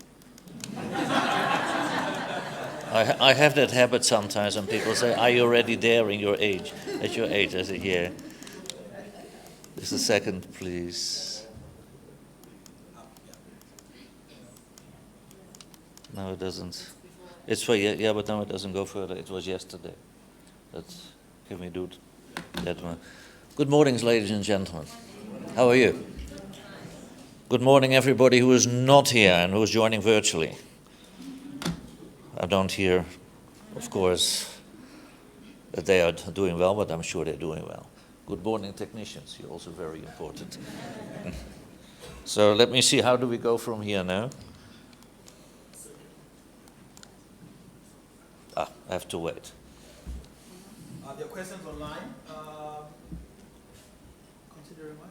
Just read that out. As about the GIS, considering the number of information systems, how well does GIS complement in-country information system for health? I'm asking this because the Ministry of Health, Afia, in Kenya, is moving towards a universal data warehouse. So I think we spoke about this yesterday at length when we talked about centralizing data in one data warehouse. And I think what Victor actually demonstrated, right? So maybe they did not mention this. So if you look at that, all that data sits on the National Department of Health platform, what they call the data lake for the country, which is a centralized warehouse, like you're just saying. And you got different sources of data that's sitting in there. So vaccination data, you've got data for the Department of Education that tells you where the schools are, how many people are in these schools and the likes. Then you got census data that tells you the population in each area and all those kind of things. So you can have disparate systems or data sources that sits in one centralized space, and it can be layered on top of each other to actually power all these GIS systems. So when it's centralized, the better, right? The better it is, because it's all on one platform. So that's actually what is currently happening in South Africa as an example for that. So what Kenya is actually doing, they're working towards that universal goal that actually PEPFAR actually wants to have around centralizing data. Right. Ready? So I think Art can start. I think that's the second question. Oh, thank you. Yeah, that's the saturation analysis. What is the calculation? Yeah, so I think that's a simple thing. So I think it's also in the workbook for GIS. So I think, and Victor can share more, but I mean, that's straightforward analysis to do. So sorry, you got 25 minutes. So we tried to rush the time. All right, thank you. There's a big clock here. You don't see it, but you see it. No. And if I don't see that, then I see Catherine coming in and saying, it's enough now. Okay, let me now officially start again. Good morning again, everybody. My name is Art de Zeeuw. I'm working with the SI department with my colleague sitting here. And today we're going to talk about a very important issue from a data for action or a data for decision making or data for achieving results situation. It's called choosing the right visuals. Now yesterday, if I may just quickly, and I can't see nicely the people in the back because I'm looking in the sun. The sun is shining there. So I'm trying to look at everybody, but I may not see hands up or something like that. Just a step back to yesterday. There were two pictorials basically as part of two presentations. The first one was a pictorial where we saw the process from data sources, whatever type of data sources, being processed up to visualizations. Do we remember? We saw a couple of those visualizations, right? So it is that section of the pictorial we're going to talk about. The second one was the presentation by Anati, who talked about the user requirement statement. And in the requirement statement, of which she has presented also a handout, each and every report, if I would call it, for a project, even each and every report is described in details. What type of report do we want if we want to measure progress to achieving this particular indicated target? You remember all these little squares that were there, and she said, okay, we want a graph like this, we need drill down like this for this, we need disaggregation by province, by district, by facility, etc. And then each and every report, a suggested report in the requirement statement, has a preferred or a right, although right I find a bit of a subjective type of concept, but has a preferred visualization. So I'm picking it up from there basically. So why do we do data visualization? I'm sure everybody, almost everybody, raise your hand please.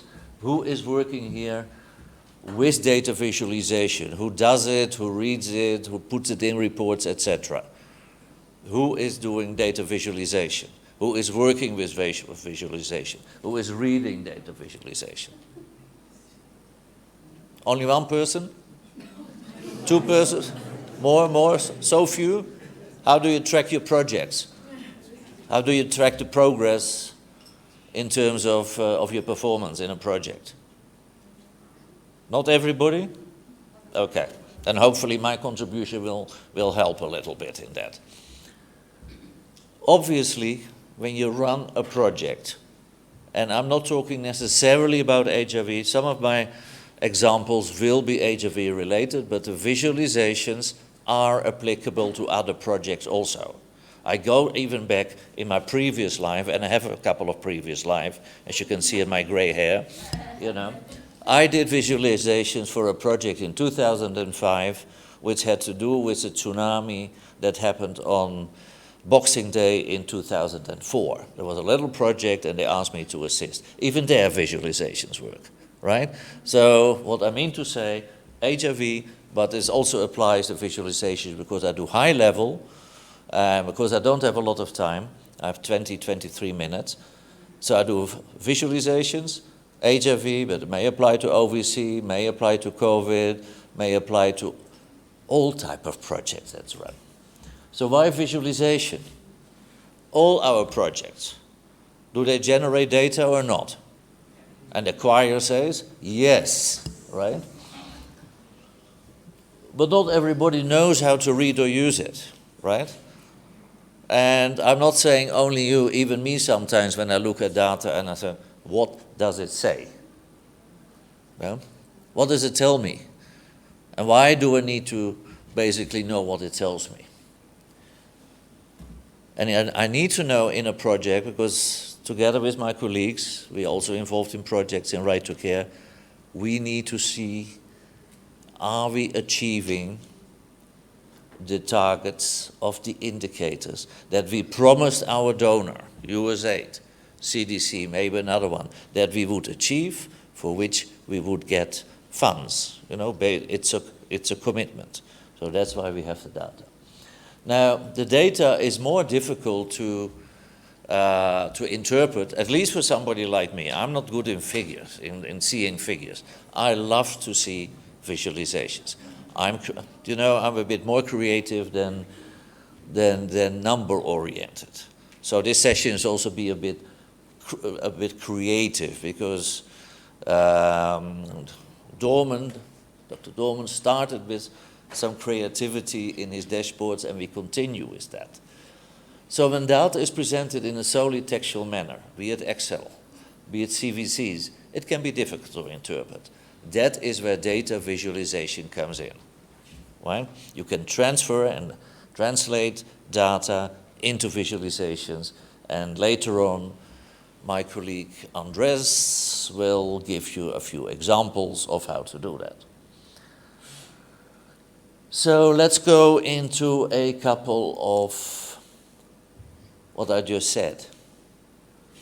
An example of different ways to visualize data. Now, this has nothing to do, by the way, with HIV, with COVID, with OVC.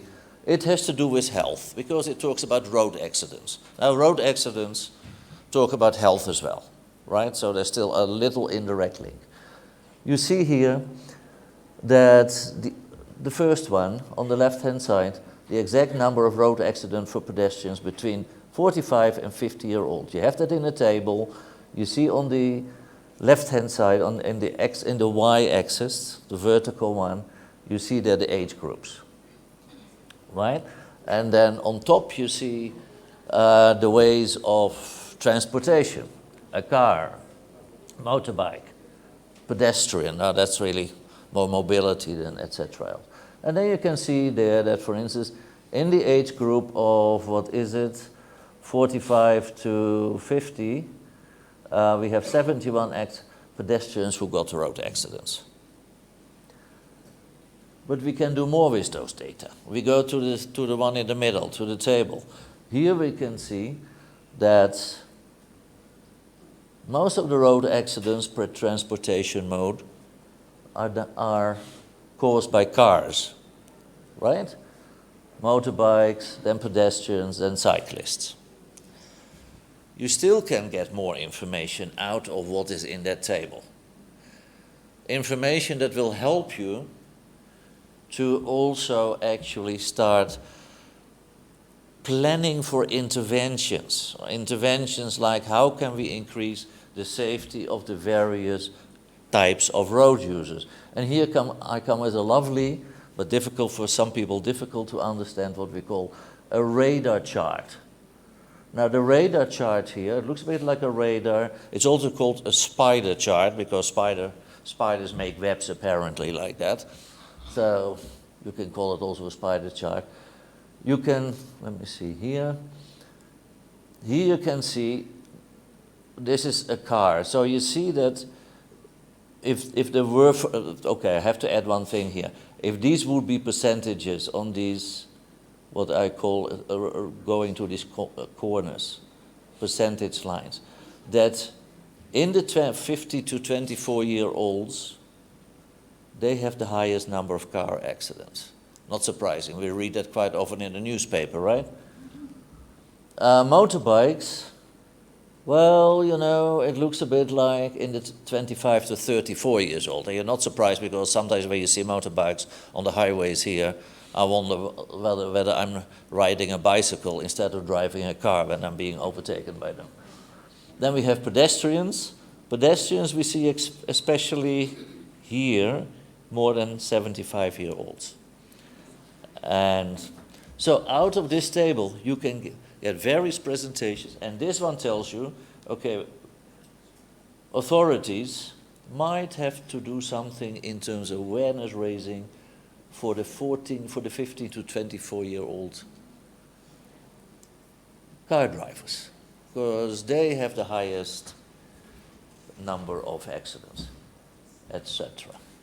Now, this is what I would call this is about road accidents, but ASAP is also about capacity building, right? Capacity building of local implementation partners. These particular, what I would call corners of the web, or the radar chart, instead of having mode of transport, we can also say, and I did a research quite a while ago, where we said, okay, if we assess an organization, how far they are in terms of various domains, you know, how strong is an organization, an NGO, be it an HIV, an OVC, NGO, etc., an NGO that perhaps deals with COVID. How can we assess how strong they are? And then, for instance, we looked at how do they score on strategic leadership? How do they score on governance? How do they score on financial management, on infrastructure, on human resources, the capacity, the quality and the quantity of the human resources, service management and process management. So you can use all type of domains for that, right? Are you still with me? Yes? Is it still interesting or are you getting bored? Let me know if you get bored. You know, we're getting to nicer things now, much nicer things. But I just want to show you what you can do with data. Yeah? As I said, I love this one. I can't read this one nicely. This one tells me much more. Okay, next one. If you have a question in the meantime, let me know, right? I can't just see there who is, because I'm looking in that light. Okay, now, you have all your project data. You get project data from facility level upwards. And in order to track whether you are basically on track in a timely manner to achieve the targets of your indicators, your MER indicators, your contextual indicators, as was explained by Prof. Pisa yesterday, your custom indicators. The easiest way to interpret those data, again, you can have it in tables, massive tables, big data, yeah, Excel. Again, how do you know whether you're on track with your HIV testing in terms of identifying positivity, yield? Are you on track in terms of your TX curve? I'm talking HIV, obviously. Are you on track of achieving your 95 in terms of viral suppression? Visualizations help you with it, yeah? And I'm still general, yeah? Still talking general. Every word will say yes, and now, next. Hold on 5 minutes. 5 minutes? Yes, I have 5 minutes. The main question to ask yourself, and I'm now saying when I said yourself, is as an overall project team. Yeah, right from the CEO, the COP, chief of party, right down to the technical specialists, the implementers, M&E people, etc. And again, I come to these questions come back to what Anati was saying yesterday for the user requirement statement. What questions do you ask yourself to get a visualization that you want to put in the user requirement statement for each and every indicator that you want to track and measure, and which is the best one?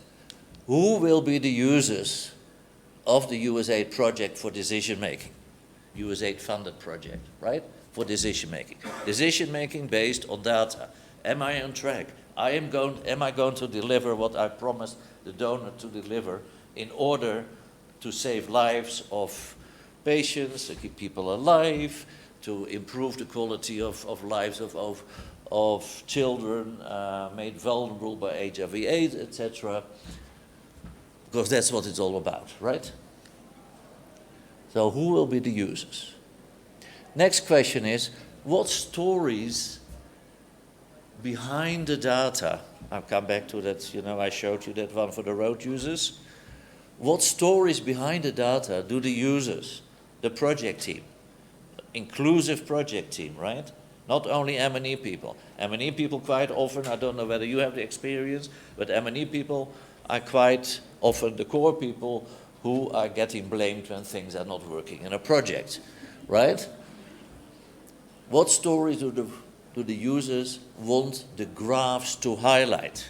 Yeah? What stories are there behind the data? Third question, how do the users, how do the project teams, inclusive project team, want to show the project achievement to date in the most impactful manner? Yeah? Clear so far? Have I lost anyone? Okay. Anybody falling asleep because they get bored because of what I'm saying? Not yet? Let me know. The users need to determine one of more of the 4 properties of data presentation. Now we're getting to what I said you might find interesting and that I want you to, not to remember, because I don't remember, but there is a handout that will be made available to you through IntraHealth. It's a handout which I find extremely handy. We're getting there. Users need to determine the properties. How is the data composed? Composition. Yeah? Do I want to see the way the data is composed? Do I want to see a relationship between variables? Do I want to compare variables, data?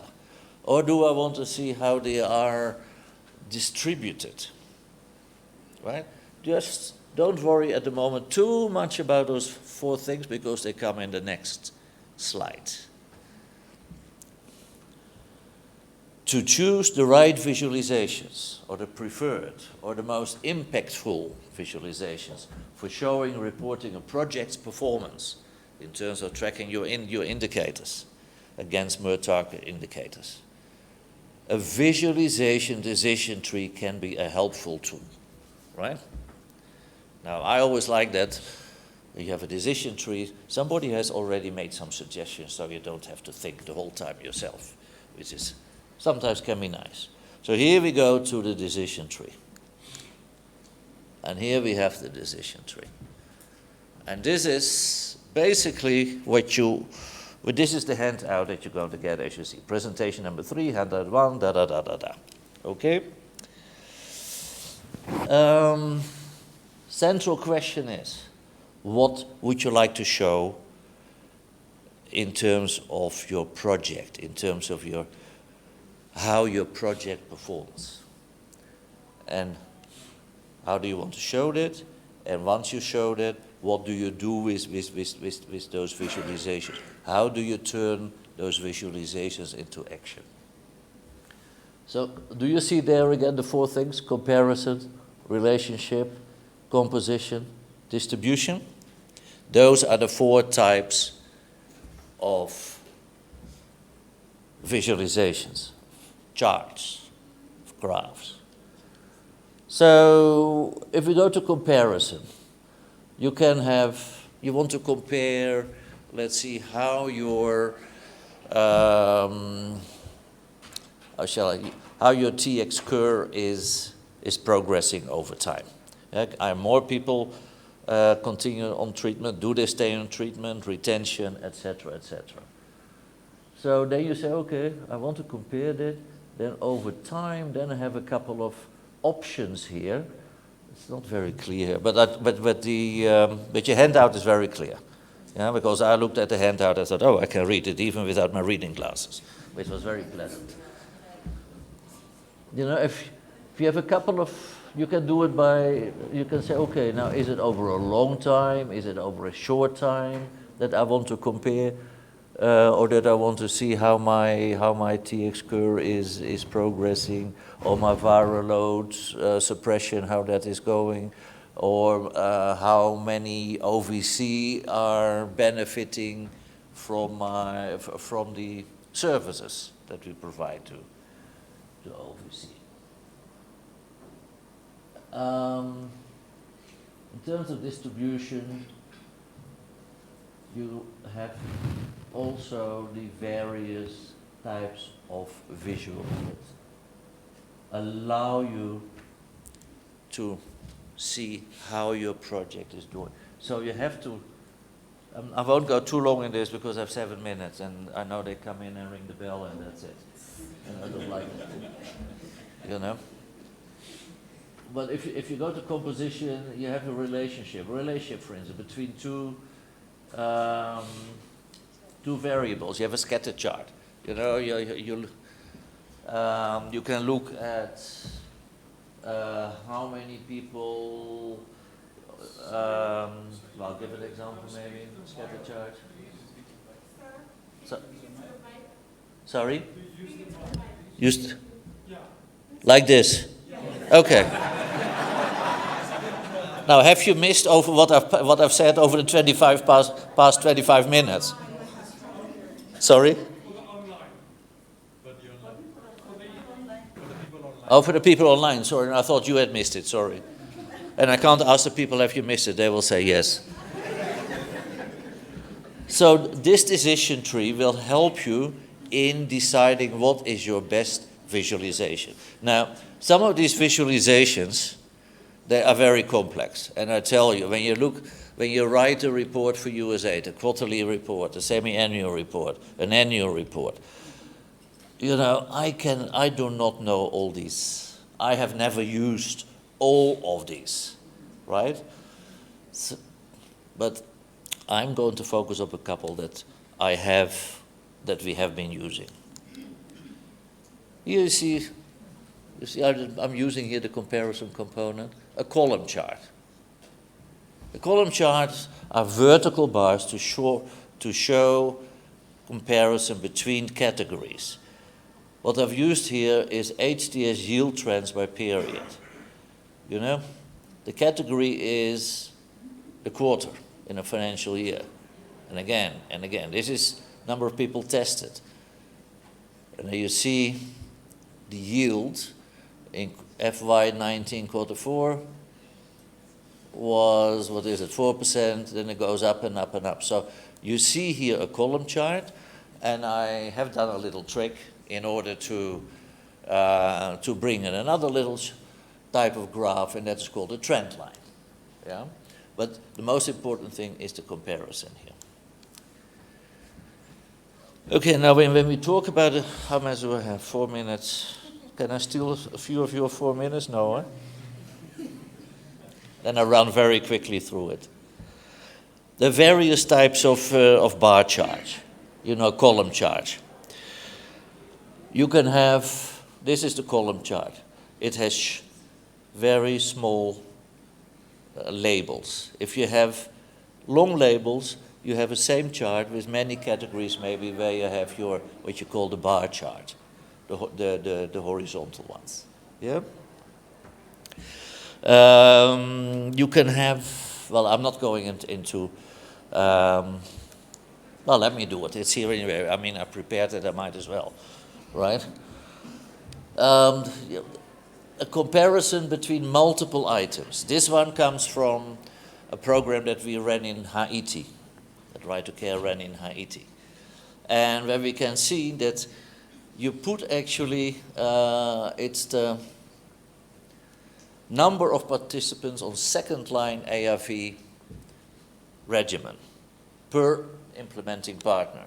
And they've done it over a number of years. So the group consists, each group consists over a number of years. So you can compare there. That's a variation of that type of column graph. You can use that.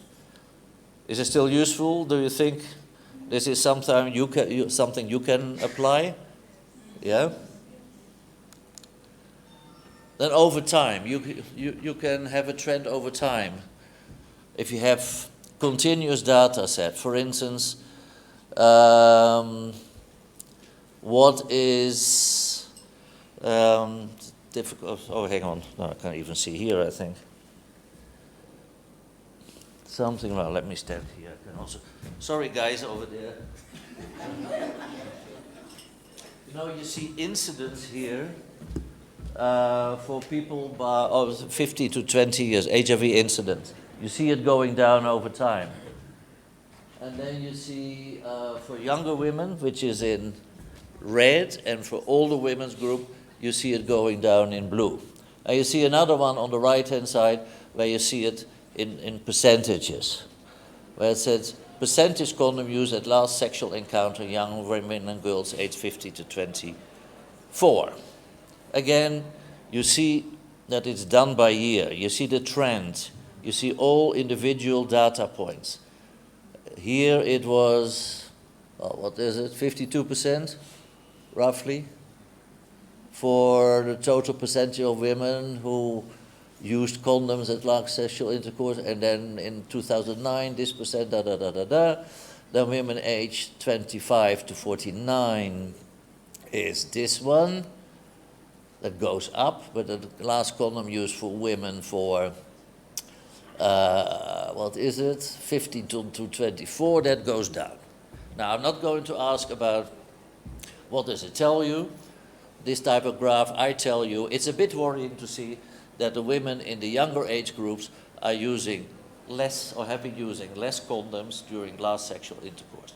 So the vulnerability to STIs, to HIV, etc. increases.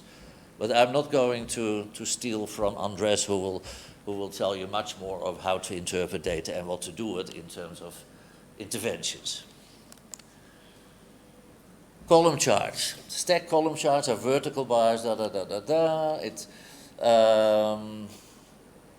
these ones are particularly useful when comparing differences. You know, we look here at people who are on 3 to, what is it, 3 to 6?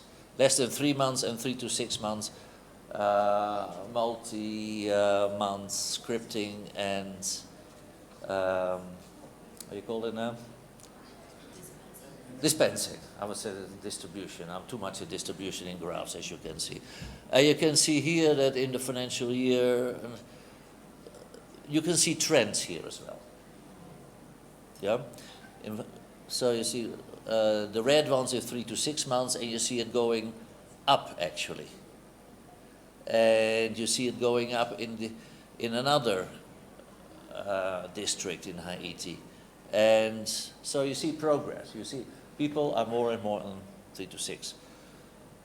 Then we have here the number of, what is it? Number of medical voluntary circumcisions in a number of countries. You can stack it on top of each other, etc. Yeah? Are these all rather well known? Are we use these ones in our reports? And do we know how to interpret it? Yeah, but that's for Andres and for Silvio. A comparison. Here we have a tornado chart. Well, first I had difficulties in identifying this was a tornado. This is more like a tornado shape or a funnel shape, right? It's really where you compare two different metrics at the same time. For instance, you measure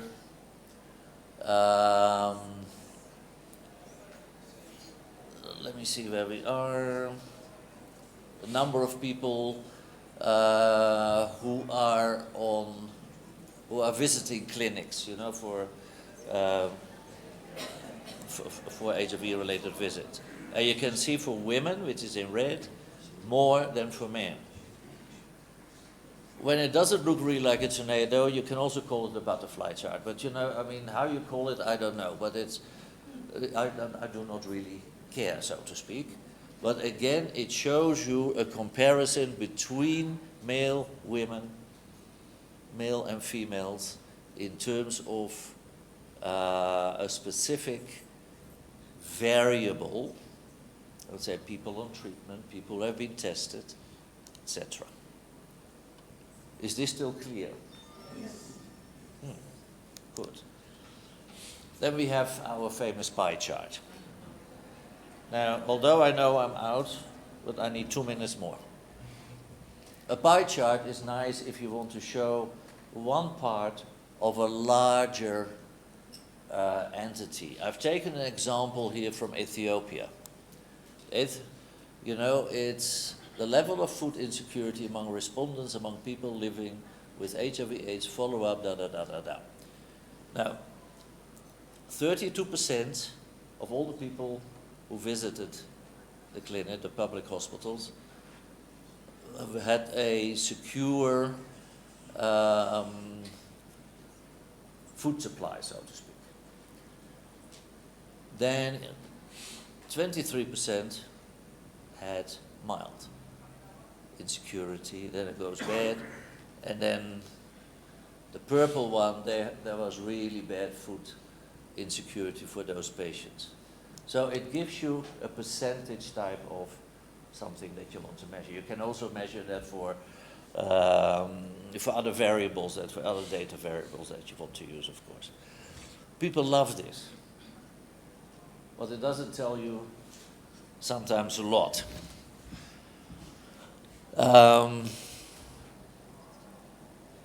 And especially not when you do it on a comparative scale. And the reason why sometimes it's difficult to interpret is when you put a number of them next to each other.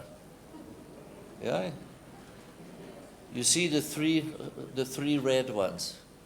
Now, which one is easy to say, especially between this one and this one, or the blue ones? Which is bigger here? Which is larger? You know?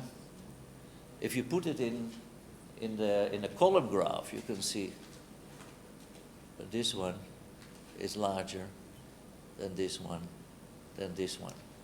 Because the human mind finds it easier to actually interpret square or rectangular shapes. For comparison purposes, I would say do not use pie charts. Yeah? Be limited with your pie charts. Okay? Now then, this is the last one that I really promise, and then you can go for coffee or whatever. This is the bar chart. This is the scatter chart. Two variables at the x-axis. We have infant mortality rate per 1,000 live birth. On the vertical one, we have total fertility rate. What it tells us is that you get a higher infant mortality rate with an increased fertility rate. Is that clear? Right? So two variables you want to compare. You can also compare, again, in the context of HIV, you can you can put together how many people are HIV, let's say here, and how many people have a count of CD4, you know, a high or a low CD4 count, and then you see the relationships there. Now this chart allows you to also say, okay, we have groups, we can group things here, but we have a couple of outliers. Why do we have an outlier here? What is that outlier? What is this outlier? Right?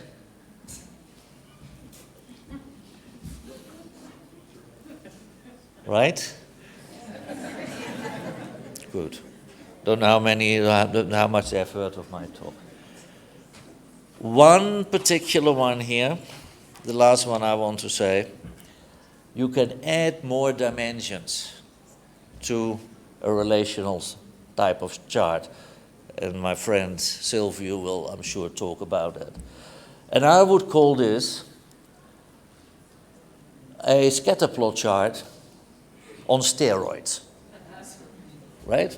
Because I have added 2 more components in the scatter chart.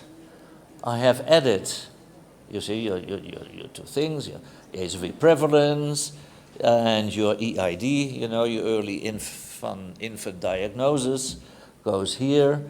So you could do it with just like you've done here, but you want more. You want to see what actually the size is, the number here, the percentage in the number. So the size of your circle that you now bring in brings in your 3rd dimension. The 4th dimension is the color. The color can actually tell you also an additional, how would I call it, dimension. Dark green, light green, etc. You can say, okay, dark green, I do colors by district, I do colors by whatever. So that is that particular one. This one I don't need to say anything about anymore. This is what Dr. Dorman already said. All the data, all the even visualizations that you have, you can bring together in a density map. This is a density map. And a density map, it reveals patterns of relative concentration, right? I'm almost there. But I'm not going further into this one because then, you know, the GIS will assist in that. And then I have some database visualizations. There are a number of things you don't do and you do. How do you sort them? How much text do you put? What type of labels? What type of colors? Etc. Right? Type of colors. Once we got a couple of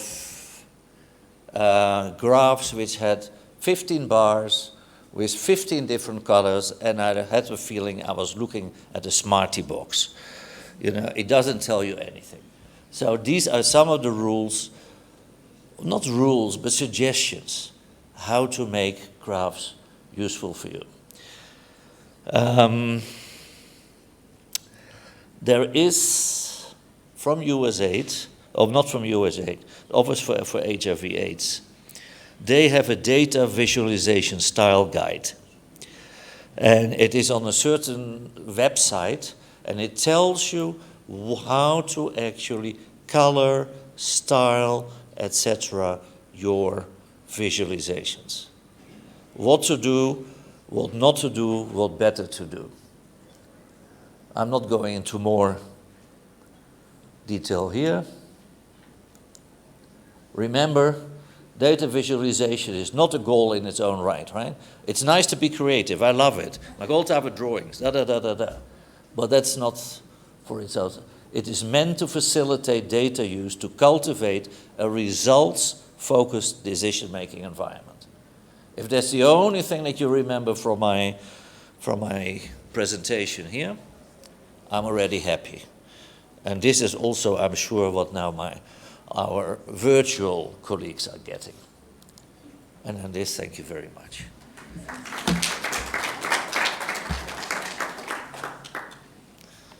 Well, there's a question and answer, but I think the question is, can we please go to coffee, right? But I'm happy to answer any questions, if you have any questions.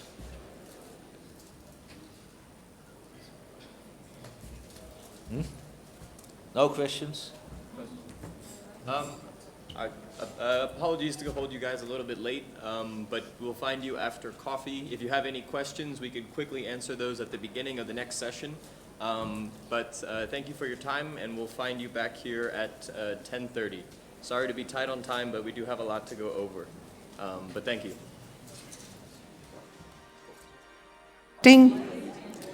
Welcome back, everybody. I just want to cover a few housekeeping items. My name's Catherine Brokenshire-Scott. I'm the project director for ASAP 2. Very nice to see some of you. This light is very blinding. So just a couple of housekeeping things. The poster sessions tonight are from 5 to 6. We got a lot of people signing up for the dinner tonight with local leadership. We did a lottery. We had 130 people put in their numbers or names, and we have 40-some that got an email saying, okay, you've been selected by lottery. So if you got an email that tells you that you've been selected, then you can go to the desk and get your dinner ticket when you pay for it. Also, I want to announce that between 5 and 6 also, there are office hours for the OAA. Who knows what OAA stands for?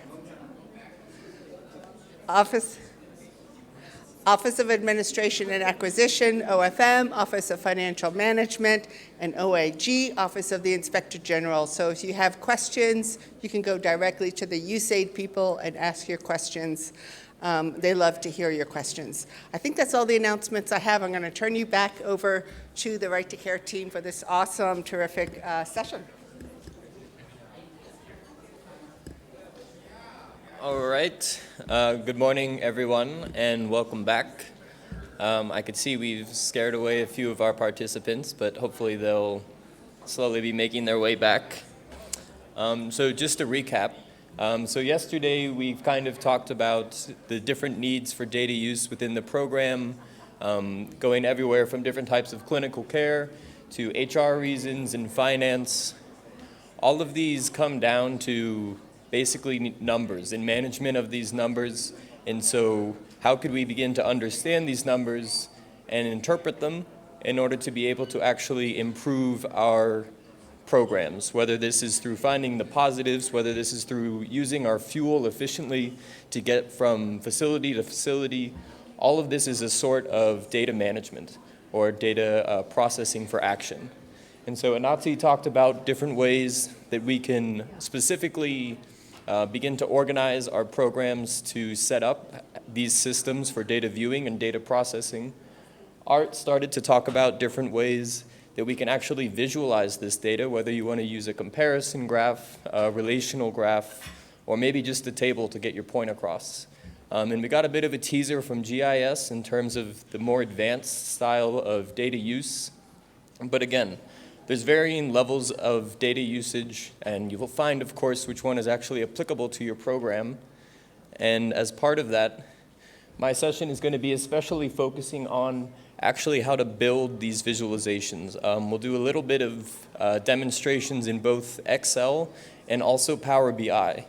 And both of these softwares are free. Can we just get a quick show of hands? How many of you are using Excel at this moment? All right, so maybe that one will be a bit quick. And has anyone here used Power BI for their program?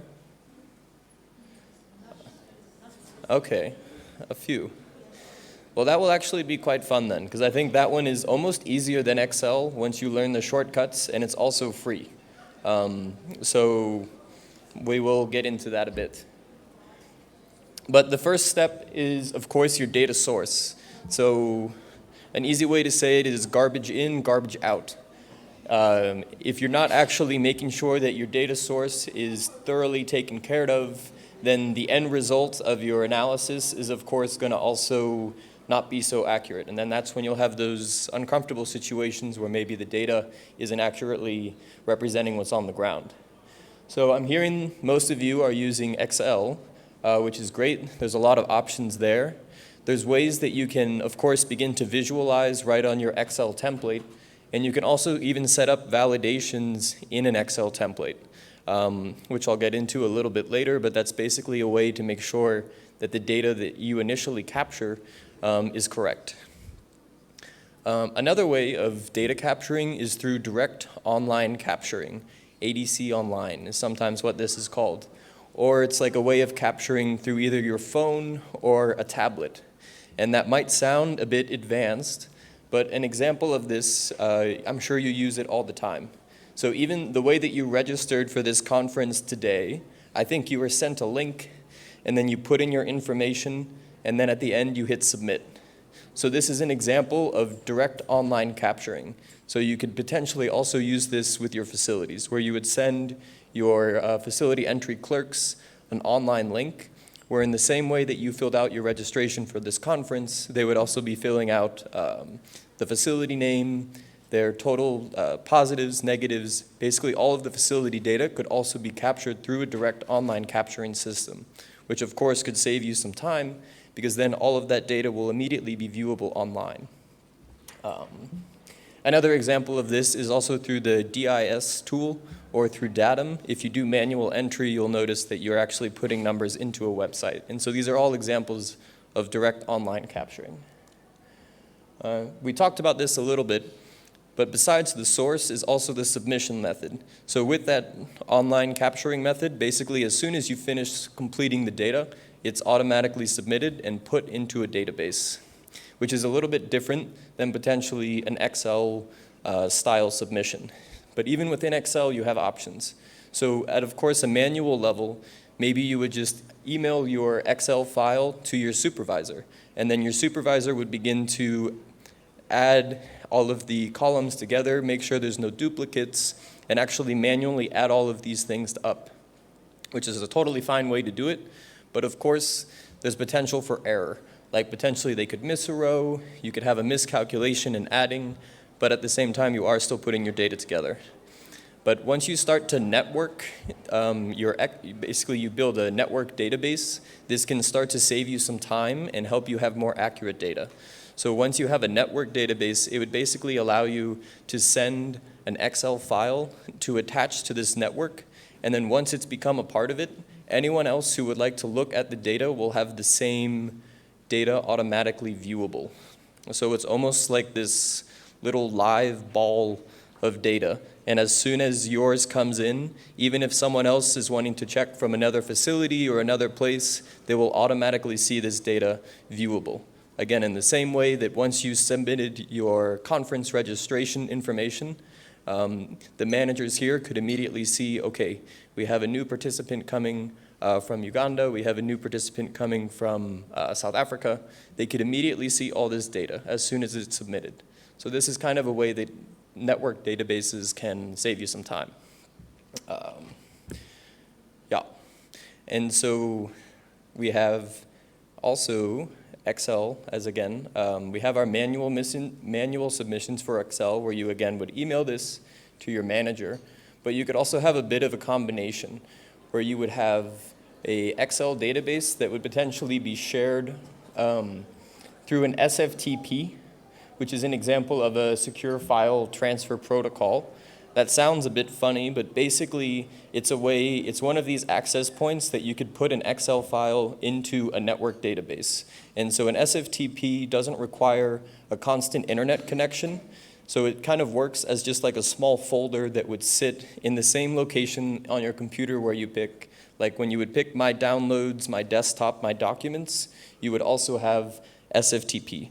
And then from there, you could just drop an Excel template, or from your facilities, your facility clerks could just drop an Excel template into this folder, and it immediately becomes a part of this online data system. And that one doesn't require constant network. Whereas maybe if you're going to opt for the online capturing method, you would of course require that your facilities have a constant network. So these are all kind of different things you're going to have to consider if you would move towards a more networked database. But there are various degrees of options in terms of whether you have internet the whole time or whether it's a bit more non-constant. Okay.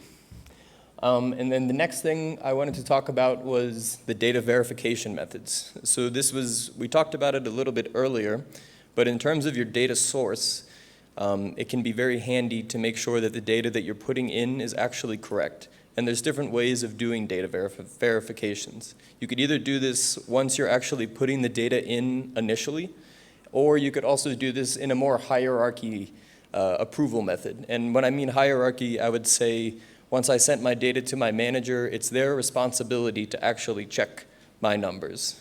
And so you're doing this as a hierarchy. And then they send it to their manager, they put it together, they check. So this can be done, but it's a little bit time consuming. So if you could potentially check all of your data as soon as you put it into your template, this could, of course, save you a bit of time. And that's actually going to be the first demonstration that I go through in a few minutes. Yeah, I'm just going to keep moving through these slides to save us some time. And then the last thing that we're going to go into today is once you have potentially chosen your data source, your submission method, and then maybe you're looking into different types of verifying your data, you of course also want to eventually visualize your data. And there are plenty of different options for software to do this. You could still do it just in Excel, and you could make graphs, and that's totally fine and doable. You could also potentially consider some newer software options. We've got Looker, we've got Domo, Tableau, Power BI, DataBox, and these all come with kind of different strengths and weaknesses in terms of whether you want to use it just on your desktop or online or pay a certain price. So I'm going to focus on Power BI in my demonstration because that one is completely free, especially for desktop use. You could potentially pay more and you get more advanced online features, but at the same time, it does start as free. So I'm going to start using that. But in terms of, okay, well, you can read that. But basically, as you are considering which one will work best for you, you need to also consider if you're going to be mainly using this software to show to your funder your data, or you're going to be using it more internally to be able to review your data for your own program management. Yeah. Okay, so with that, I'm going to start to move into practicals.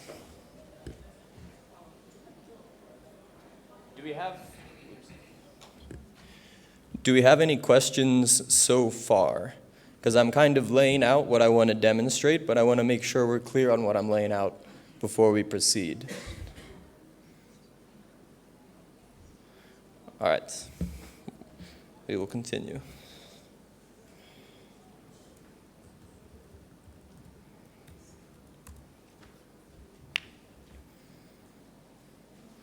Great. All right, so this is an example of one of the templates that we're using in our programs.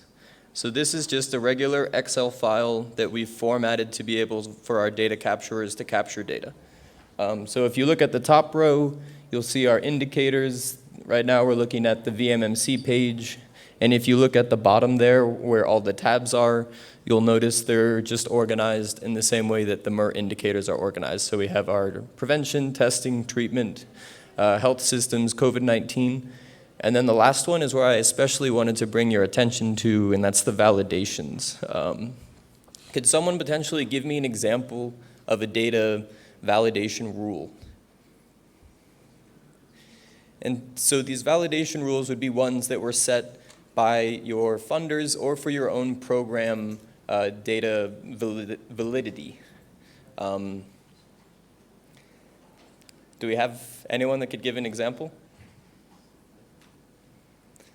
I see one hand in the back. Yes, it would be on, for instance, if the categorization I have from 1 to 5, any entry above 5 would not be accepted.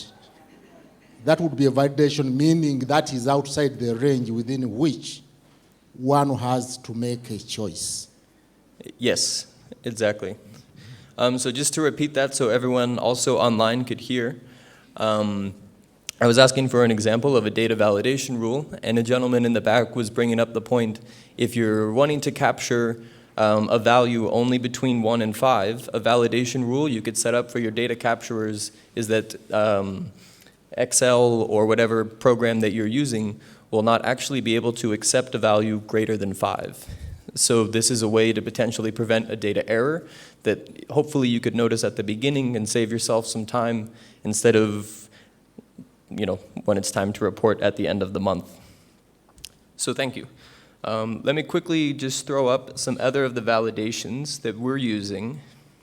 So in our program, we're mainly focusing in this particular program focuses around datum entry. And so these rules that we're seeing on top are the different validation rules that allow data to go into datum. Actually, let me just lift this up.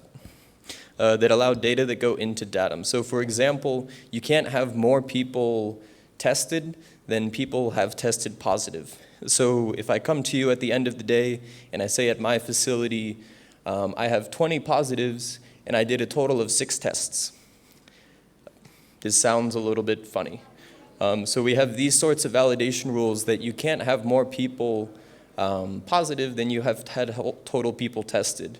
Or the same way, you can't have more people who are new on treatment that are on treatment. So TX new cannot be greater than TX cur. And so we have these sorts of validation rules built into the template.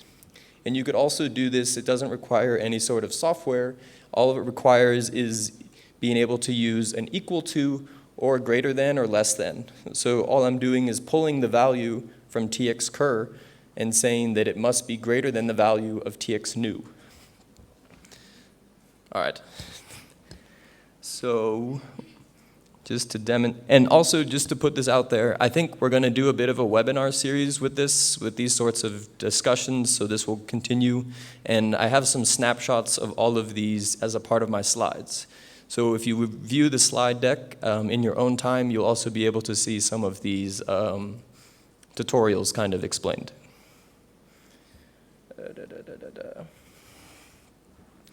All right, so a little bit more of a funny looking one. Actually, let's go for an easy one. So an easy one is, let's say, so TX cur must be greater than or equal to the people that have returned to treatment. I'm hoping that everyone understands these indicators, but currently I'm looking at the column AM, and basically it's again saying the total people on treatment must be greater or equal to the people who are returning to treatment. So this is just an example of one of many validation rules. I just want to show you how I did it.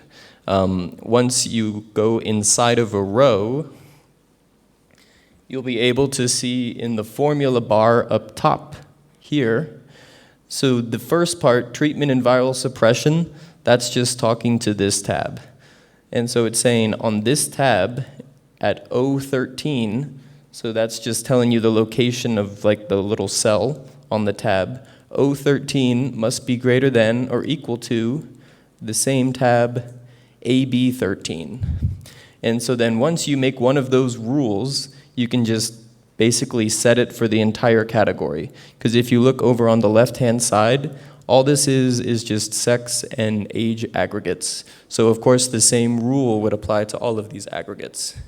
So you could potentially set up an extra tab on your templates and basically start to just put a few validation rules that will talk to the first 2 sheets of your template where you're putting in data.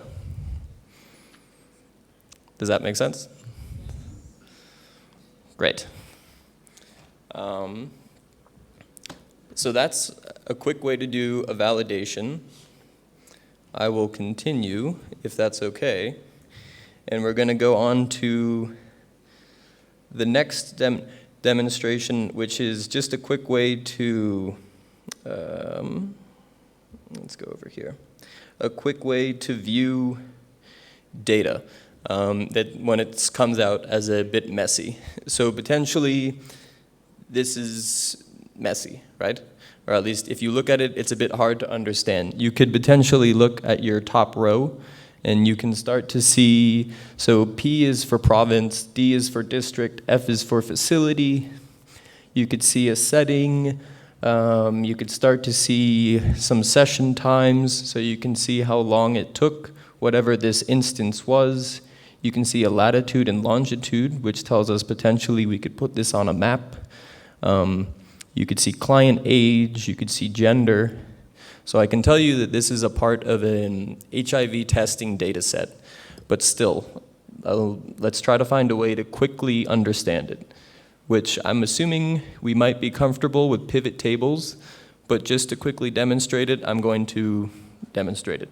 So how you can make a pivot table is you just click on the top left-hand corner to highlight all of your data, and then you come up to the top where the different options are, and you can just insert a pivot table. So from here, we still haven't really understood anything, but we're at least making a pivot table. So the first thing I like to do is make sure you can find a unique ID, which is a bit of an interesting concept to explain, but basically, you're looking for something that is different in each row, and it usually doesn't really make sense. But this is just a way for the pivot table to understand that each row is different. So they're not grouped together, but you actually want to look at each row separately. So we'll just quickly put that there. And then the more fun options start to come in when you're looking at the differences between rows and columns. So I want to maybe look at my test results by my province. So I'm going to search for test over here on this little table on the far right that I'm typing into is the list of all of the columns. So all of the columns are the categories of indicators or variables. So one of these variables is test result. And again, what I'm doing is pulling all of the data that we saw on this first sheet, and I've just compressed it, or basically put it in this little pivot table format. All right, so we've got our test result. We'll put that in a column, and then I'm going to do it by province, which I told you is P1. So we'll put P1 here. Okay, so we're kind of starting to get a little bit of information, but we could also put in a district. So we put our district underneath our province, and now this is kind of starting to make a little bit more sense. So it's very important that you put your larger category on top of your smaller category when you're organizing your rows. So again, the P1 is the province, which has multiple districts in it. So in order for it to make sense, I put my province on top of my district, because if I switch these and I put my district on top of my province for the rows, it doesn't really make as much sense, because now it's saying which province is in each district, which all of the data is still there, but it's not so easy to read. So it's much easier if you look at all of your districts inside of your provinces. And then you could keep going with that, and you could go for facilities under districts, things like this. But in the interest of time, we're going to keep going. So one more function I want to show you is also a filter. So you can come to filters. I've just put in gender as my filter, and now I see this little extra ribbon showing up on the top. And if you click on the arrow and select multiple items, you can start to then filter. So I just want to see gender A. And I saw some of those numbers change. So from here, you can start to look more specifically. You can filter by months, by districts, by province, by test result, whatever it is you want to start to look at. Using pivot tables is a way to quickly get to that data. And then you can also even quickly insert a chart or some sort of graph. Let me actually do that a bit slower. So you're going to click inside the pivot table, come up to insert, and then you'll come over to the side for recommended charts, and you'll see options for visuals. You can just click it, and then from there you can start to choose what you want to see. Whether you want to do one of your stacked column charts, one of your cluster charts, maybe you want to do a pie chart, but as my colleague spoke earlier, maybe you don't want to do a pie chart. You could do line charts for trends over time, but you can quickly, again, start to choose which chart or visual will make the most sense. And then from there, The chart, if you do insert chart while you're clicking on the pivot table, the chart will always follow the table. So let me demonstrate that in the sense that if you make any changes to the pivot table, it will also show up on the chart. So if I now select all of my genders, I should see that the chart also changed a bit. It's not so obvious, so let's maybe do it. Let's get rid of a province. So I'm going to take out province A, so we're only wanting to look at province B and C. And also let's get rid of blank. Okay, so now I can see that my graph is only showing for B and C. So this is another quick way, once you pivot your table, you can start to make charts. But I also understand that you all already know Excel, so let's rather maybe start with a Power BI type thing. We'll come back to that one in a minute. Okay. Sorry, I know this is a bit fast, but sometimes we get short on time for our presentations. So I will open it up to questions at the end, and again, all of this will be available in the slide set, as well as through an extended webinar series through ASAP. And of course, I'm happy to answer any questions if you find me in the conference afterwards. But I do want to try to quickly go through this, so at the very least, you could see the potential that you can use for these sorts of programs. So again, Power BI is a completely free open source software. All you have to do is be able to download it. And they try to get you to do this stuff. I mean, you can see they have some tutorials even as soon as you open it. So I really think it's quite nice. So I'm going to use the exact same data set that we looked at in Excel in Power BI. So I think I actually have to close it. Don't save. We come over here. Okay, so what I'm doing, you can see you can choose where your data wants to come from. You could link it from an Excel file, so you can do individual templates or template aggregates, or you could even link it to an online server, such as SQL. And so SQL is a way to host network databases, which are the same ones I was referring to earlier.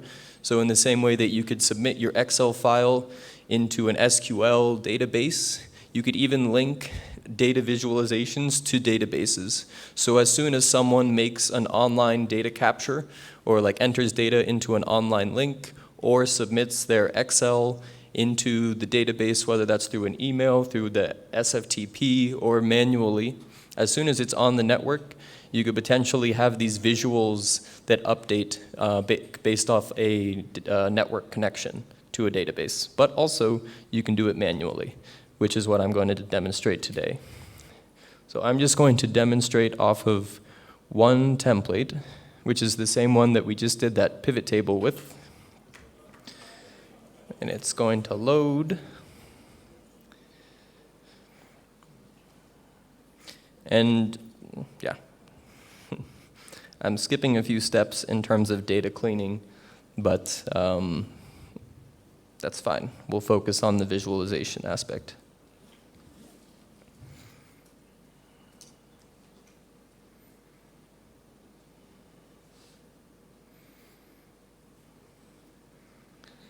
All right. So you can already see on the right-hand side over here, you can see some of the same visuals that Art was talking about in terms of we have our trend lines, our column charts. They even have a basic mapping setting, so you could do some very basic GIS. You don't have to use you should use the fancy systems that our previous colleague showed. But at the same time, if you want to do something very basic, you could even use it on this software. How much time do we have? Okay, let's do it. So how do we want to start? Let's maybe first start with a trend line so we can potentially see how that data that was in the Excel file, how it looks over time. So I'm going to, again, just focus on an HIV test. So the same way that I was searching for the indicators or the variables for the pivot table, it's the exact same setup over here. but they call it fields. So I'm going to look for my test result. And here's my test result. I'm going to throw that on the y-axis. And then I'm also going to throw it in the legend. So I'll explain these things a little bit more as we go. But again, I want to see a test result over time. So now what I want to put on the x-axis is relating to time. So the end time is the time that the file was submitted. So from here, we can already see some pretty colors are popping up, but it's not really making sense yet. So if you come into the x-axis and the time, we can see that multiple time periods are selected. And in general, if it doesn't make sense, you could start to zoom in on the time. So I'm going to cut out the year, and so it's now looking at it instead of by year, by quarter. So by now, it actually is starting to make a bit of sense, because we could see through different quarters and different months, a trend line is starting to appear. And as you could see, I did this in about a minute. You basically load your data, and then again, in the same way that you choose your columns and your rows for a pivot table, you would choose your X and your Y axis for the Power BI visual. And so this is just one on a trend line. And then if you want to filter something, you would simply, they call it a slicer in this program, but you could insert a slicer. And let's again just do time. So from here, you can see a dashboard is maybe kind of starting to, no, it's okay, we can remove, well, maybe I'll look at these later. Okay, so we can see a dashboard maybe is starting to appear. So we've got a nice little trend line, and then on the top, we can start to filter our database, our dates. So you could see that's the entire date range of the data set. And if I want to make it smaller, I can just click and drag and start to zoom in. And at the same time, you can also add filters in the same way that we did for a pivot table for the variables that you see. So you can also sort by test result. And then from there, you just, sorry, I hope I'm not moving too fast.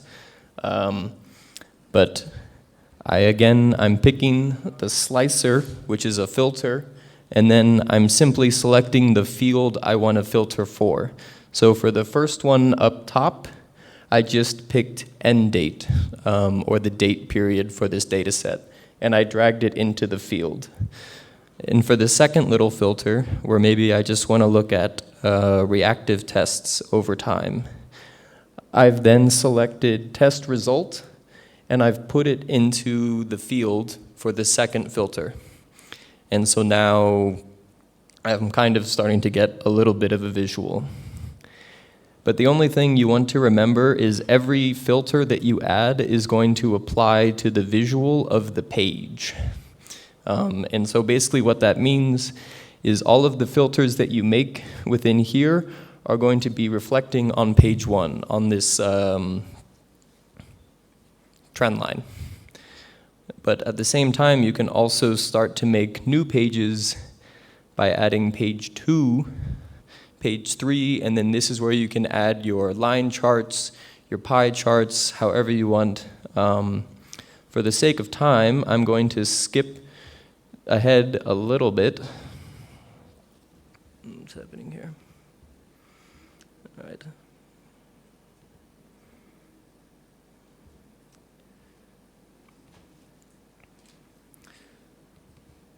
Okay, so the file that I'm opening right now is the exact same setup of how we started, but I basically just spent a few more minutes on it to show you a few more tables. We'll wait for it to load.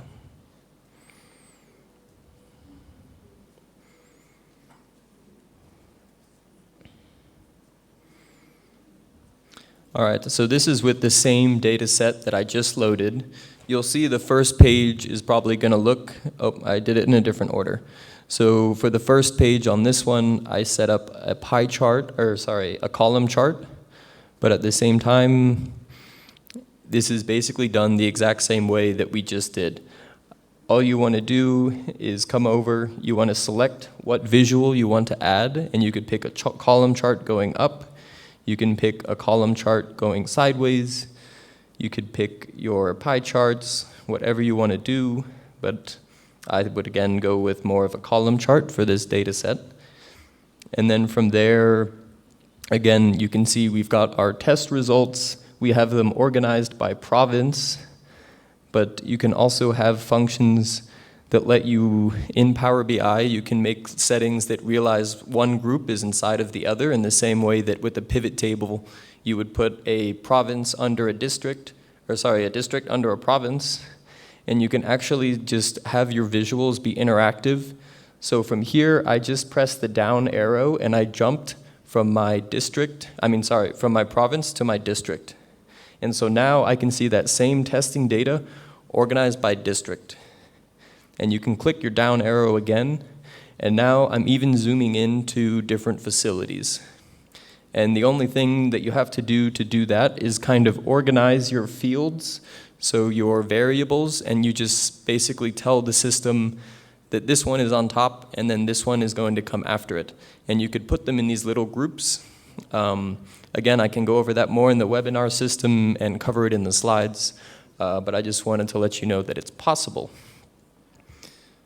So this is a similar visual to the one that we made.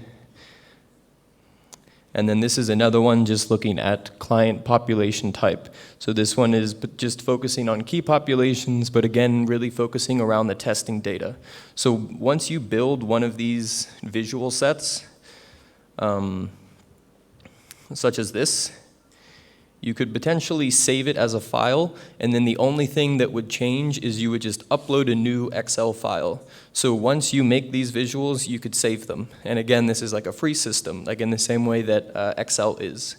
So you could make these visuals off of your Excel file, and then when you want to update with the new week's data, you simply would come over to Options, Data Source, and then you would change your data source. So just like that, you could update from this week's data to from last week's data to this week's data. But at the same time, you can go much further with this. So one of the programs in our system is called a PACE, and it's a South Africa-based care and treatment program. And within our Right to Care program, we use these online dashboards where it's basically, you can see it looks very similar to Power BI, but this is one of the higher systems where you're hosting it on a website so that multiple people can view it, and it has the same sort of online capturing system set up that I was referring to earlier, where everyone in our facilities are able to quickly enter their day's data, and then from there, as soon as it's sent and submitted from their side, I can refresh my browser and I can see the different numbers for the different facilities reflecting on my side. But at the same time, you might notice this is the same Power BI visual. So these are all just different slicers and different tabs in the same way that we see it set up over here. I don't know why that keeps popping up. Okay. So you could see that this is just kind of a different progression. So this is the free option for you that you could potentially do in maybe 20 minutes, but at the same time, there is much more advanced options where you're having these online syncs of all of your facilities submitting their data and then immediately see it on an online program where anyone with this link can see your program data. And you could see it at a higher level, but you could also zoom in to a specific facility, specific province, and you could see across the bottom, there's all sorts of different reports. Okay, that's my time. I know we went over a lot, but do you have a few questions for me before I hand it over to my colleague? And again, this will be continued in a web series. I've covered some of this content on the slides with some snapshots of how to do exactly what I did. But yes, thank you.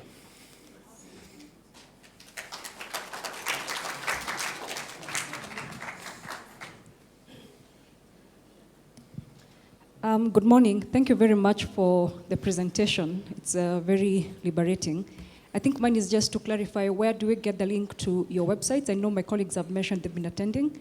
And is there like a calendar of all the visualizations or the seminars we can learn from? Thank you. Sure. In terms of a link to the website, it is actually a login protection because we have some of our patient information on there as well. So I'm sure we could set up a way that you could view some of the example visuals, but I don't think we'd be able to give you fully access to all of the program. But we could definitely set that up with the PACE, and we could set up some demonstration visuals that you guys would be able to see. Any other questions? Let me check online. Another validation is that TX new cannot be greater than TX pause. That's correct. Thank you, Peter. Which validation software is appropriate for report writing?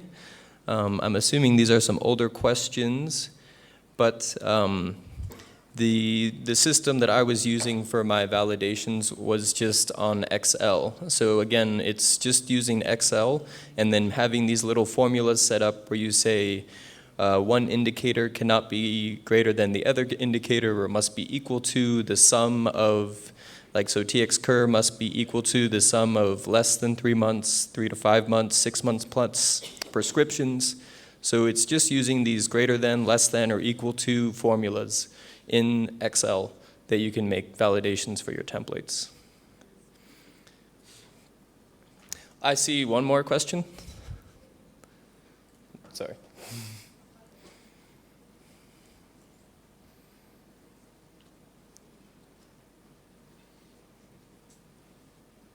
It was just a plea. Sorry, I'm not a local partner. I'm being very, very honest. I'm from Office of HSA. I want to speak in here because I appreciate all the questions, and I appreciate the presentation especially. And I just wanted to make one plug.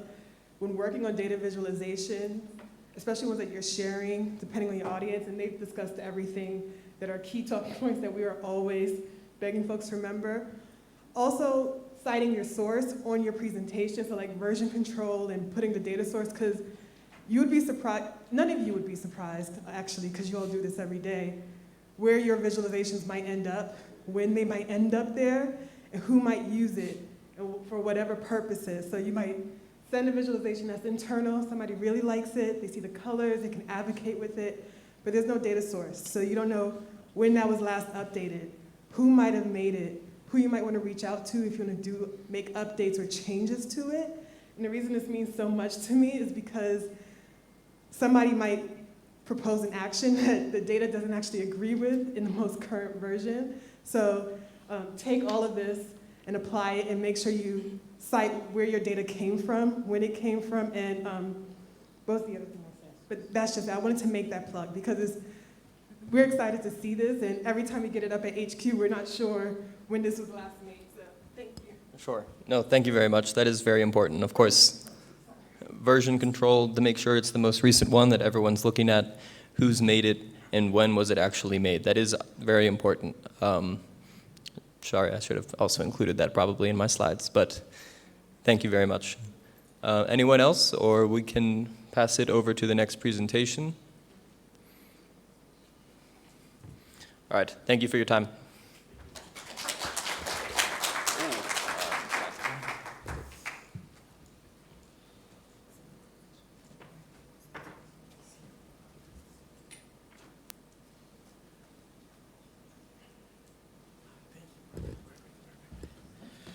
Hi, everyone. I'm very happy to get you before lunch because it means we are hungry for knowledge, right? Right. So I'm going to go through pretty much from the basics analytics, okay, just to build up, thank you very much, to build up into advanced analytics and talk about the purpose of it as well. A lot of it is going to be kind of going over a lot of the things that we learned from Art and Andres here. And also, we're going to have a bit of a test case to see how it can be applied and what we can get out of it, okay? And for some parts, I'm going to try to be interactive about it. And also, let's put our thinking caps on, because a lot of one of the more important parts about data analytics, and for us, for you rather, program implementers, it's important for you to be able to interpret the data and to interpret the results. Because one simple component is this, that you have your own jobs to do, and while it does take some time to develop some skills to build dashboards and to do data analytics, it also takes time. So if you don't have the time to learn, so let's say you get that part covered, but if you're busy doing something else, then you're probably not going to be able to spend your time in doing this analysis. So from one component, I'm also going to cover why it's important to do basic analytics and how that kind of relates to advanced analytics, and why we kind of use both. So why the need for data analytics? So it's obviously value-added program, and PEPFAR, to quote them, ensures that every dollar is optimally focused for impact through data-driven policies, right? So data analytics is no longer nice to have. It is a need for more effective budget allocation, planning, and programming, okay? So you have the data analytics, which generates insights, and using basic and advanced analytics. And the basic analytics, they can be set up in dashboards, or you can do your PowerPoint presentations, whatever you'd like to have in there. I see some of the plots are scratched off a little bit. So the uses for it is to monitor, for example, the state of program performance, trend and pattern identification. A lot of these will sound familiar because they already presented on that. And it's used to identify areas where performance is good or where performance can be improved, right? So good at answering program planning questions, okay? So data analytics can tell you where, not so much specifically at a geographical level. It doesn't show you a map, but it can tell you the name of the facilities that, for example, are performing very well. And if you dive a little bit deeper in that, then you can find out why are they performing well. On the other side, okay, you can also look at facilities that are not performing so well, and you can find out why. What are they doing differently that is causing them to perform not as good? And it often is a bit of a complicated situation, because it's not necessarily something that the facility is doing or not doing. It's also the engagement with the community, right? If you're talking about HIV programs, for example. Then advanced analytics or deep dive analytics, okay? What it does is answers why, okay? So it identifies the causal factors that contribute to something. For example, interruptions in treatment, viral load non-suppression, HTS pause, and so on, okay? If you can think it, you can probably do some analytics on it, okay? So particularly it is useful when there are many factors. So we call these also explanatory variables. So age would be an explanatory variable, distance from facility, employment, education level, marital status, and so on. Again, these are not the only ones. There's many others, and if you can think about them, then you should probably investigate them.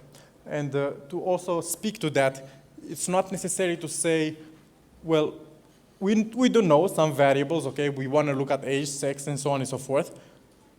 But in no way should you limit your approach to only these. You should investigate other variables as well. So, like I said, it is good at explaining why, and the why can then be translated into action, okay? So basic analytics, okay? We're just going to cover basic analytics in a little bit more depth and with a bit of example to programs, and we're going to talk about advanced analytics as well. So all programs are charge scored based on achieving a particular set of indicators, the MER guideline, okay? And there are two levels, those non-composite that are directly indicating program performance, such as HTS-TST, ML-CUR, TX-CUR, and so on and so forth, right? Then the composite ones. And there's a few of them, that are probably very familiar to some, okay, like yield, linkage, and the TXP-VLS, right? And this was straightforward. And monitoring those, those can be required, and it's obviously showing program performance, but also monitoring the underlying factors, like for example, the denominator, okay, of TXP-VLS, okay? Monitoring how many people are actually being tested, because having a high percentage of suppressed people, okay, that's great, but who are you testing? Are you only testing the clients that you are most in contact with?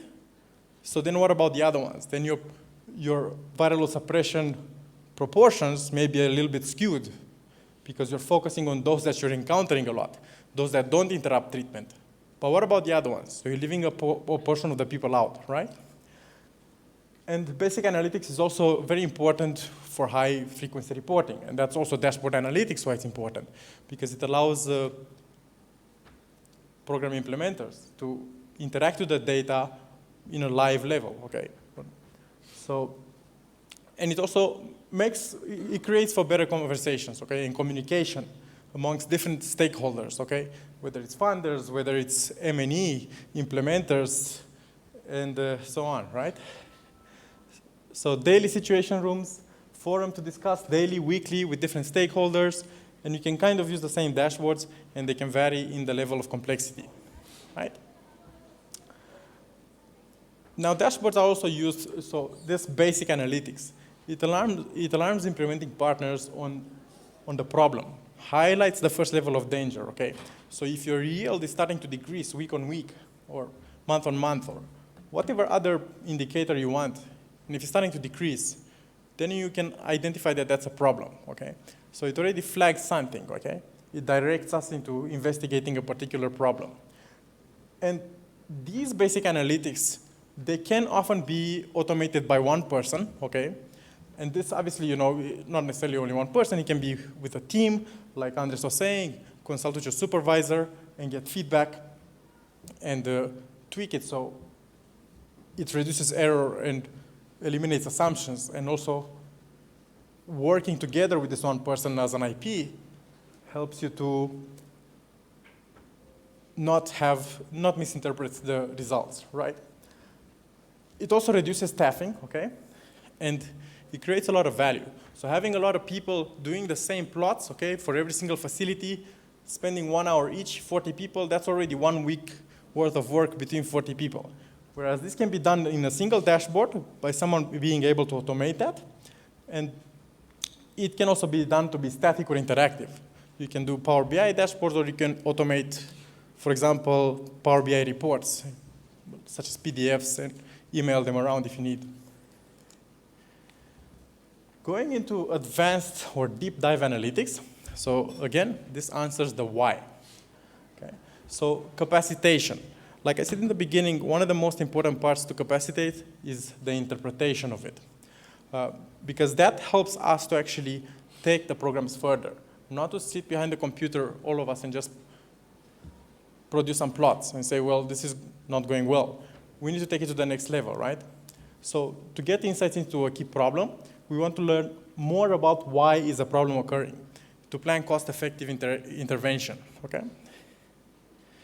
So what are the needs to perform deep dive? So we need patient-level data, okay? So we need bigger data sets in all senses, okay? Many patient observations and more variables. Sex, age, location, education, etc. The more of these you have, the better you are, okay?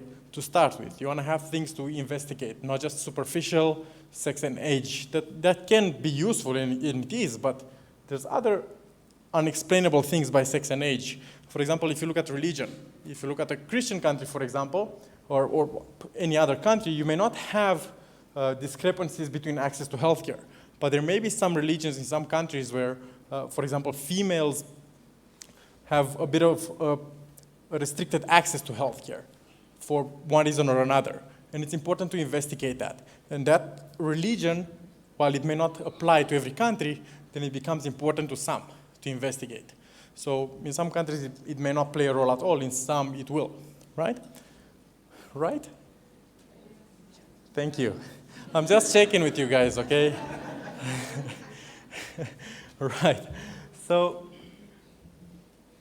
and again, then you need many observations, patient observations. So that's what we call them, observations, okay? So for everything, more patients on your list of data, okay? And why is that? Because if I tell you that I have 3 people that they live far from facilities and they are interrupting treatment, you're gonna tell me, well, yeah, clearly we need to bring them closer. But then I'm gonna give you another data set with 3 people that live very close to a facility and they are interrupting treatment. Now, the ideal situation is that you have lots of patient records and you figure out, are they far, close, and what's actually the situation? And then to touch a bit on the action of it, right? If at your consultations, for example, if you don't check with a patient, and you start decanting and you just say, well, 10 out of 100 people decanted are interrupting treatment. That's 10%. This is great. Because the people who are not decanting, 3 out of 10 are interrupting treatment. That's 30%. If you just look at the percent, you can highlight that as a red flag. But the total numbers, you're losing a lot more people because you're decanting them to an inappropriate place, something that's not convenient to them. So it gives this action in this direction, okay? So as much as we may not necessarily want to be very prescriptive, we also want to identify, are we decanting someone to a place where they don't want to be just because they say, well, that facility is closer to you. But they're not going to go there because of stigma. So to define those kind of guidelines and action levels becomes important, right? So again, we need to, it's a recursive process. I'm sure it's been discussed how it's a circular approach. You feed data in, you see how that works, you investigate further, you plan your programming, your consultations with the patients, and you improve on that, right? So data for action frameworks, okay? Capacitation, leverage analytics into action for impacting programs, right? So tailored, targeted intervention to address the problem. So like I said, there's many factors that can affect someone's tendency to interrupt treatment. And this tailored, targeted intervention, okay, what it means is that we are trying to figure out what makes a person more likely to interrupt treatment. And the more explanatory variables we have, the easier it is, right? So to say religion in some places affects it, or education, or even geolocation, the GIS can explain that very well. But what about mode of transportation? You can be very far, but 20 kilometers for you means nothing because it's in the neighborhood where you work and you have a car. So that can become beneficial. So there's a lot of variables that you want to consider. And then you want to flag those people that are essentially more likely to interrupt treatment so you can actually have an intervention before it occurs. Because that's the idea. We don't want to say, well, let's bring them back to treatment. We don't want to lose them in the first place, right? So impact evaluation, short-term and long-term. So what does that exactly mean? Well, it means that, well, we are saying these guys are likely to default on treatment, and then how are we going to check that? So it becomes also important to have a system to monitor people from an intervention. So let's say I flag someone, they're likely to interrupt treatment, we're going to have enhanced adherence counseling, or just call them a few times before. But what works better for them? How are you going to find out? So you need to feed that back into the system. Is 3 SMSs before? Is it 1 SMS sufficient? Do I need to call them? Do I need to go there in person and say, hey, how are you? Let's go back to the clinic, right? So standardize effective interventions across all programs. That's the whole point of it. That's what you want to standardize, but at the same time, you also want to tailor them. So it may sound a little bit like, but which way? Well, that a lot depends on your data type. If you have patient-level data, then you're good to have tailored intervention. If all you have is aggregated data, then most likely you're going to have some surface-level intervention saying, well, if you are this age group, we are going to have to enlist you onto enhanced adherence counseling, for example. Enough on that, right? So let me give you some examples, okay? So general intervention, okay? We wanted to know if 6 months MMD could improve patient adherence. So we did some research, okay? We figured out whether it is actually worse than having 3 months MMD, in terms of adherence, right? And we did figure out that 6 months MMD is not worse than 3 months MMD, and it did influence expansion of 6 months MMD in programs in Malawi and Zambia, right? And these are publications, the references are there for anybody who's curious. And this one on the right side, that's more of a predictive intervention. That's more tailored. So on the left, what we have is general. On the right there, we have something that's more prescriptive and more flagging people that are likely to interrupt treatment before they do, or are likely to actually become virally non-suppressed, right? So we use machine learning and predictive modeling to retention and viral suppression in South Africa, right? Applying machine learning for that. So predictive models to anticipate patients that would become IIT or virally non-suppressed, right? And this paved the way for preemptive HIV programming. Preemptive really means just before it happens, okay? So let's try to anticipate it and do something about it before it actually occurs.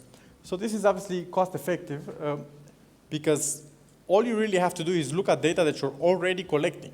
And if you can figure out patterns in there and you stop losing clients, then that benefits the whole HIV program, okay? And the end patients as well, right? And the more insight obviously leads to more action and better patient outcomes. Targeted programming intervention creates accountability for money spent, okay? If we spend money rather preventing people and we show that results that we are losing less and less people, they're not interrupting treatment, that obviously looks like we're doing something good. Whereas if we're saying, well, we are still battling with the problem, it means that something's not improving. So what are we doing about it, right? And again, evaluate the impact of intervention. You can see month-on-month trends, and that can be depicted on a dashboard and a little bit more on a drill-down statistical level, right? And it also can show you if you want to upscale this methodology. Do you want to apply it to every single program, okay?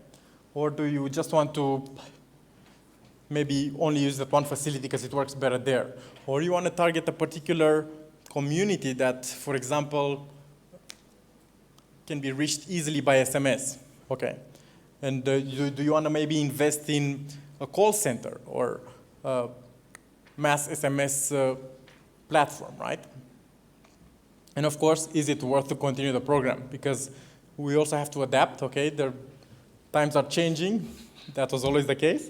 And you want to know and you want to be able to call it quits if it's not working. So you want to be able to appraise that, right?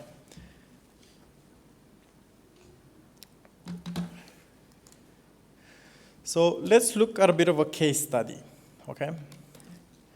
So the chief of party flags IIT. Basic thing, it happens all the time. People keep enrolling into HIV programs, and it's of no surprise that it's a reoccurring problem. But there's lots of other ones, okay? For example, even the yield, okay, of, that we are getting, right? So the issue is this, that sometimes just looking, I just want to also flag the percentage issue. If we only monitor percentage, for example, you can get the 1 to 17 because we are only testing 1 in 10 people to get positive, right? And we're getting or 2 people out of 10 turn positive in the under 17, for example. And we say, well, we have a 20% yield in this group. So this is the group we should focus on. Or vice versa, if the percentage of people interrupting treatment in that age group is high, but the numbers are low, then is that really an appropriate group to target, right? So perhaps not, okay? Maybe in the 25 to 34, or 25 to 39, we are getting a lower yield, but the numbers are significantly high. So we always have to keep tabs. And again, touching on that ability to interpret what the data means, right? Are we just gonna go follow the percentage blindly, or are we gonna take a few other approaches and see, hey, where am I going with this, right? So how do we approach this challenge of IIT, right? So for every project, whether It's basic, whether you do just monitoring, you always do some descriptive analysis. And what is descriptive analysis? Both Art and Andres here have been showing you that. So it's just basic plots where you can see trends and so on and so forth. You see the number of people on treatment at the facility, see which is a bigger facility and which is a smaller facility, where are more people interrupting treatment, where are more people missing or late to appointments, right? So you can set up a dashboard, of course, to monitor this. But there's another role that descriptive analysis or basic analysis serves.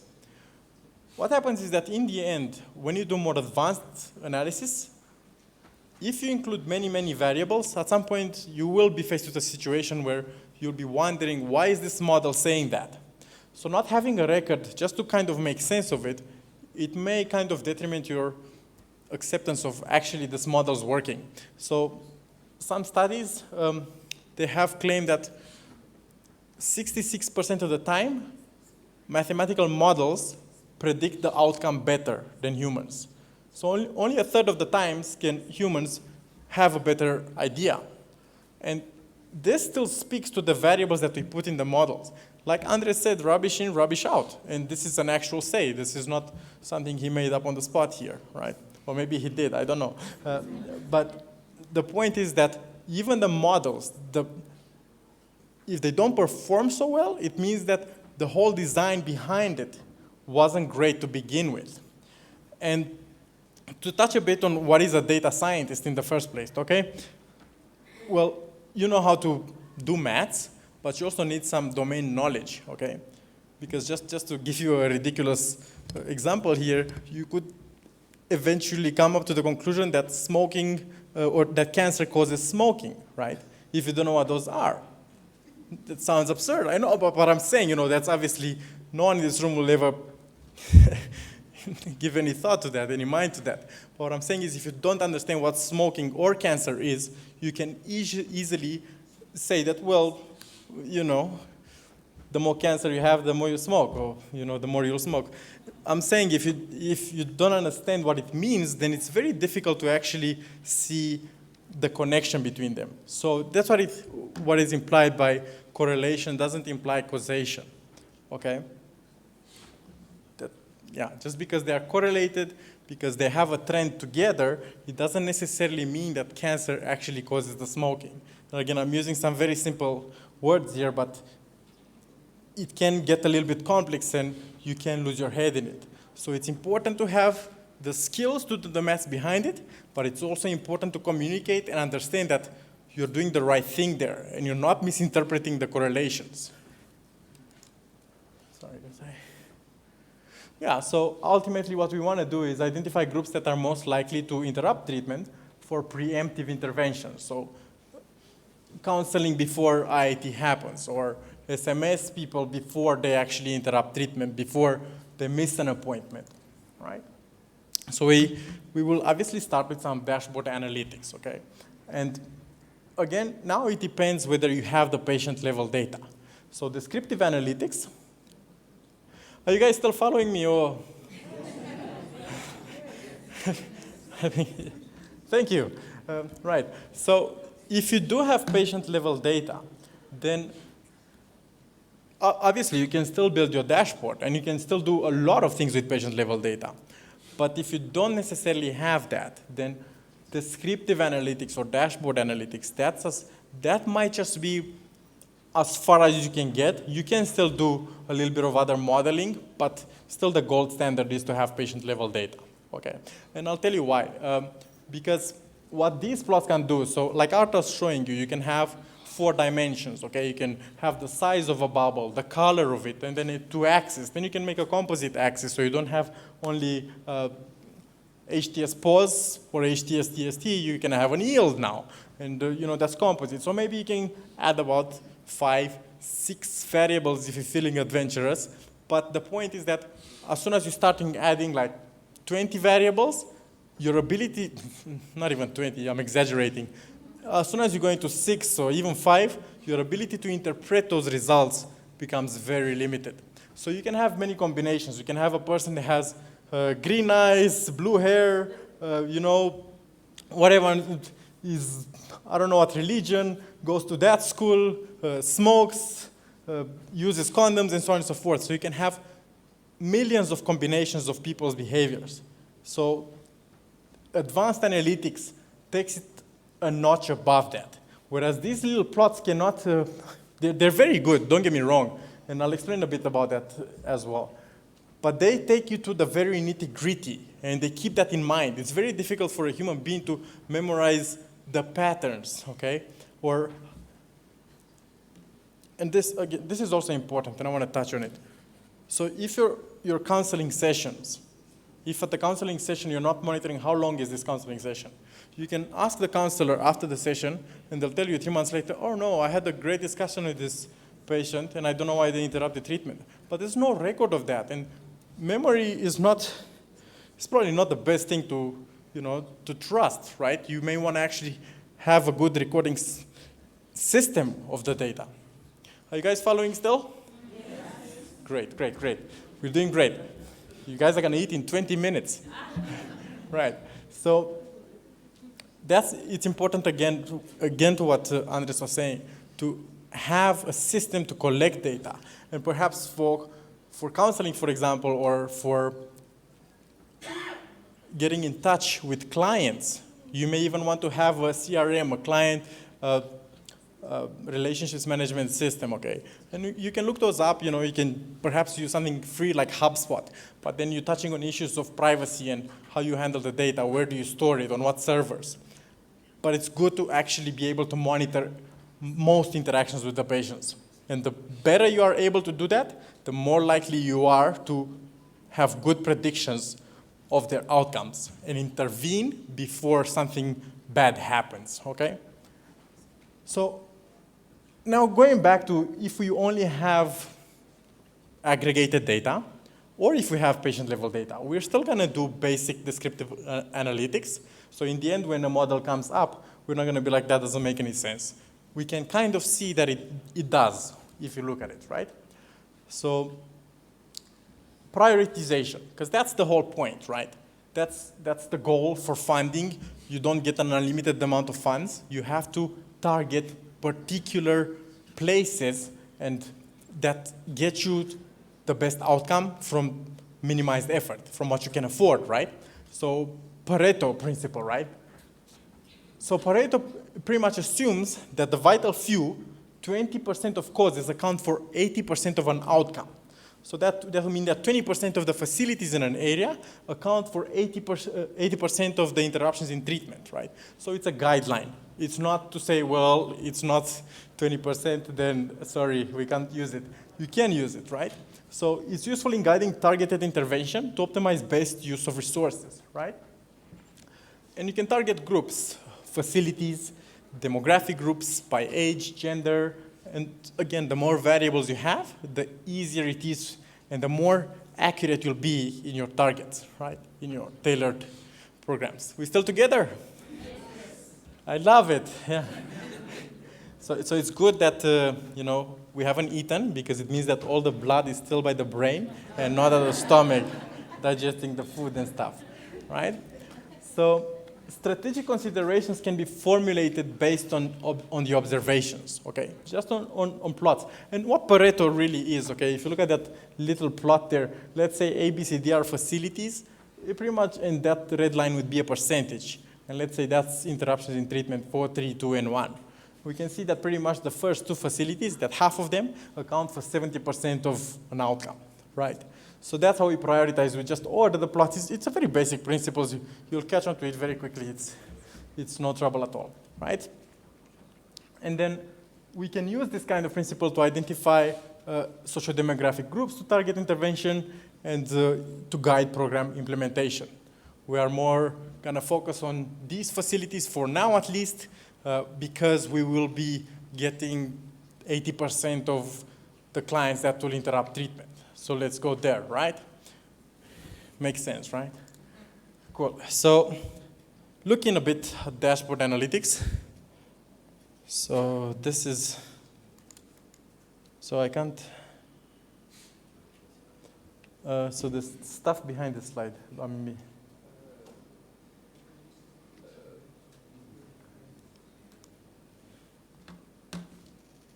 Can I use your laptop? Sorry, guys. Let's stretch a bit, hey? Let's do this. So I'm just going to talk about this for now, but the point is this was an interactive slide, and there's other stuff that's going to pop up, and that's what I had a whole plan around this. But okay, so let's talk about Pareto, okay? And resources are sometimes, if not all the time, they are limited, okay?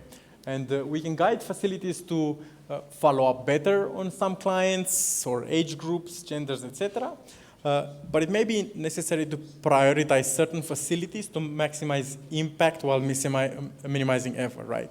So Pareto, also the 80-20 rule, which is rather a guideline, okay? So don't be so locked into the 80-20. It can be 70-30, 60. It doesn't really matter. The point is that what we want to do is maximize impact while minimizing effort.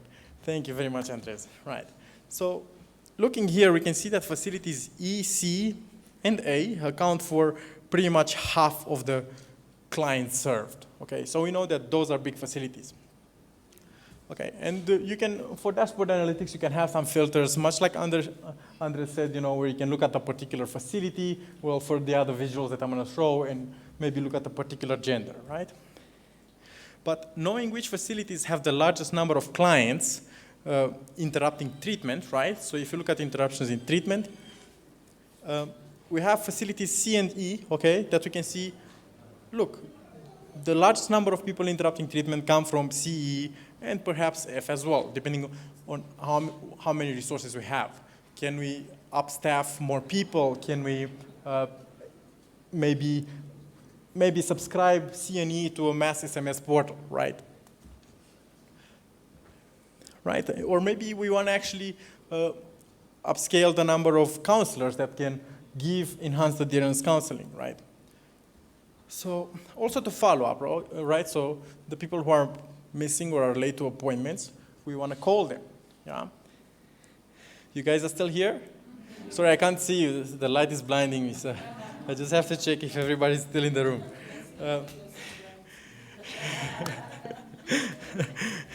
You too.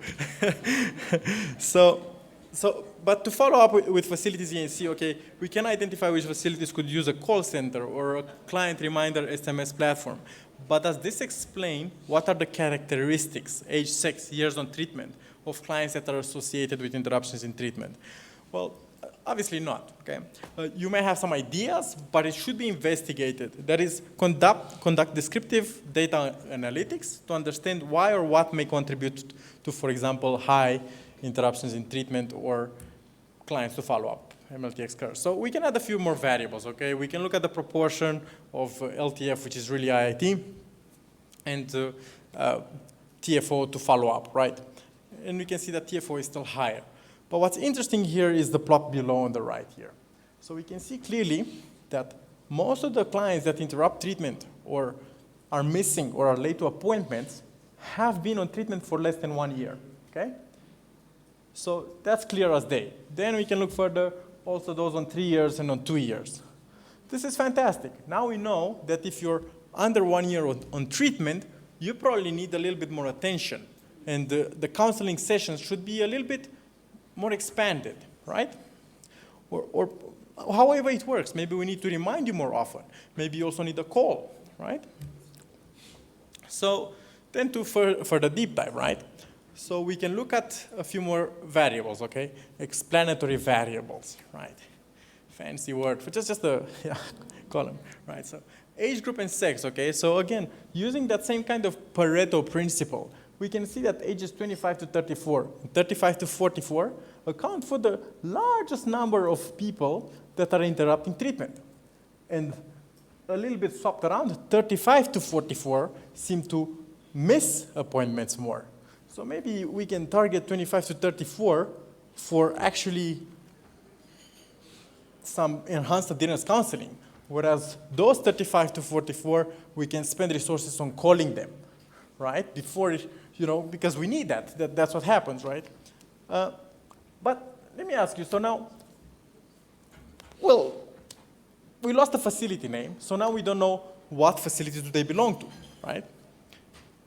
And we can recall that we can remember from this. So what I'm trying to get at, it's starting to become a little bit more complex to remember, yeah, but this is happening where, okay? And the more you add, the more difficult it is to remember as a human being. But a model can do that, okay? A mathematical model, to be specific, right? So we can recall that facility CNE did have the highest number of IIT-TFO, right? And that IIT-TFO occurs most in clients under 1 year of treatment. So this is fantastic. But then what happens to the people in the 45 to 59 age group? What are we going to do to them? So anybody care to tell me what are we going to do? Because they're not in the top 2 groups. So how are we going to decide if someone might actually interrupt treatment? Are we just going to look, well, if they are under 1 year on treatment, right, and they're from facility C and E, then they are at risk. Well, that might work, okay, right? So if we only have 4 explanatory variables, like sex, age, facility, and years on treatment, then if one of the groups is not in the priority group, so if they are not in the 25 to 44 age group, then we can look, well, how many years have they been on treatment, okay? So that works, okay? That theoretically works. But would we be right, okay? Because here what we have, 45 to 59, that doesn't seem to be the case, that the most interruptions in treatment are in the first year of treatment, right? So we have made a prediction, and that didn't go so well. So there may be other factors associated with the 45 to 59 age group. But that's why we need to explain it. We need to figure out what are the additional variables that would explain that behavior, because the years on treatment doesn't really explain it. Perhaps the facility does, but how do you know? So we need to make a model to incorporate all these variables to make a system. But before we get to the model, these basic analytics can already guide you into some action. So, for example, you already know, well, we have some in the 1 to 24, right, because it's covering the underage. Well, we can already plan some strategies, okay? And we may actually need to make a plan to contact the parents, right, if they're minors. But what about the 25 to 44?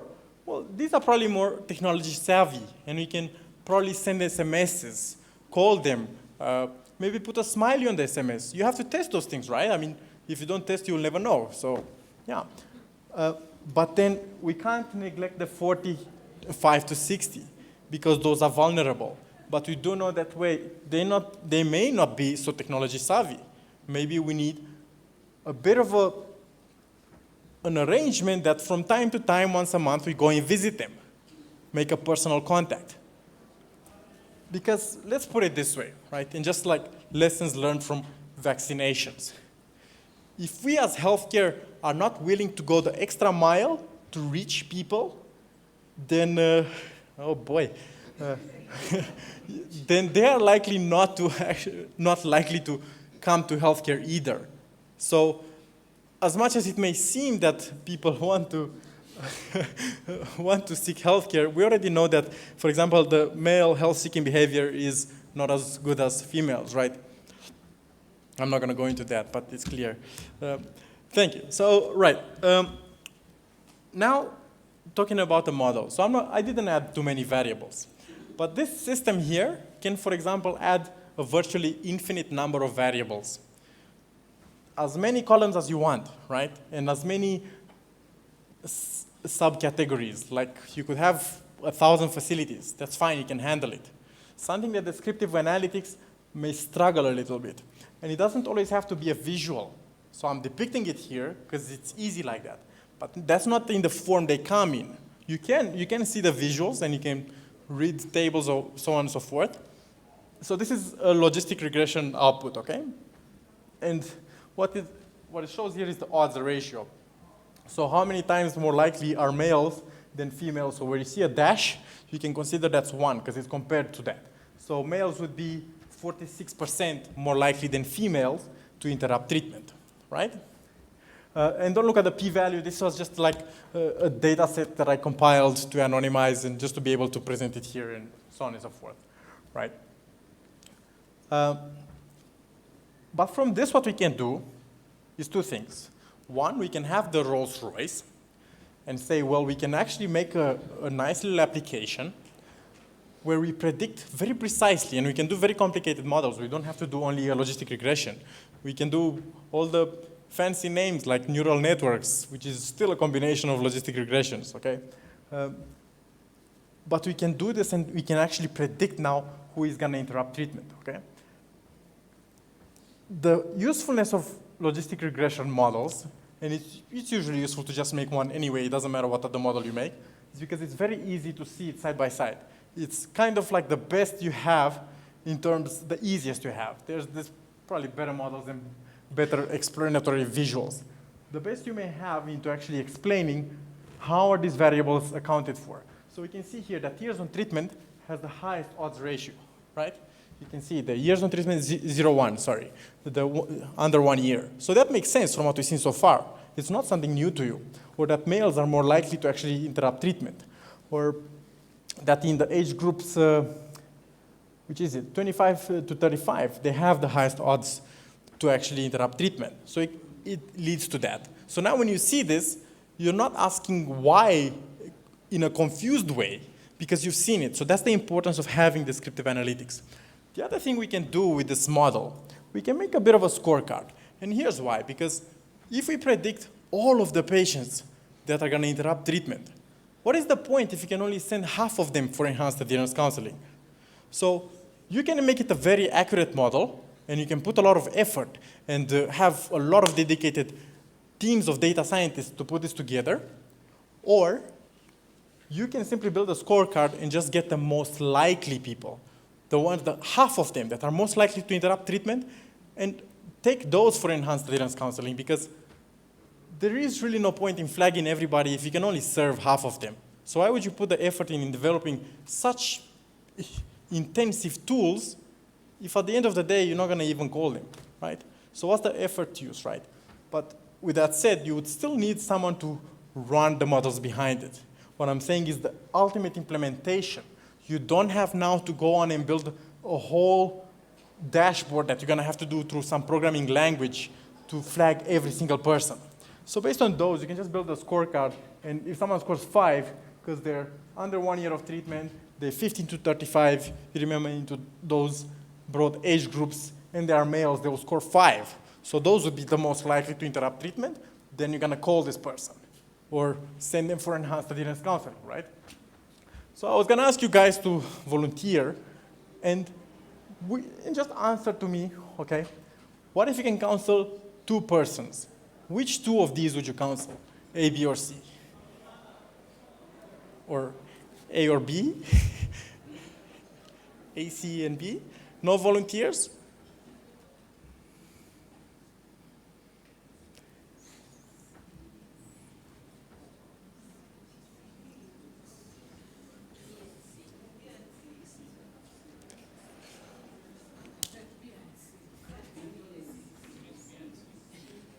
Correct. And why would that be?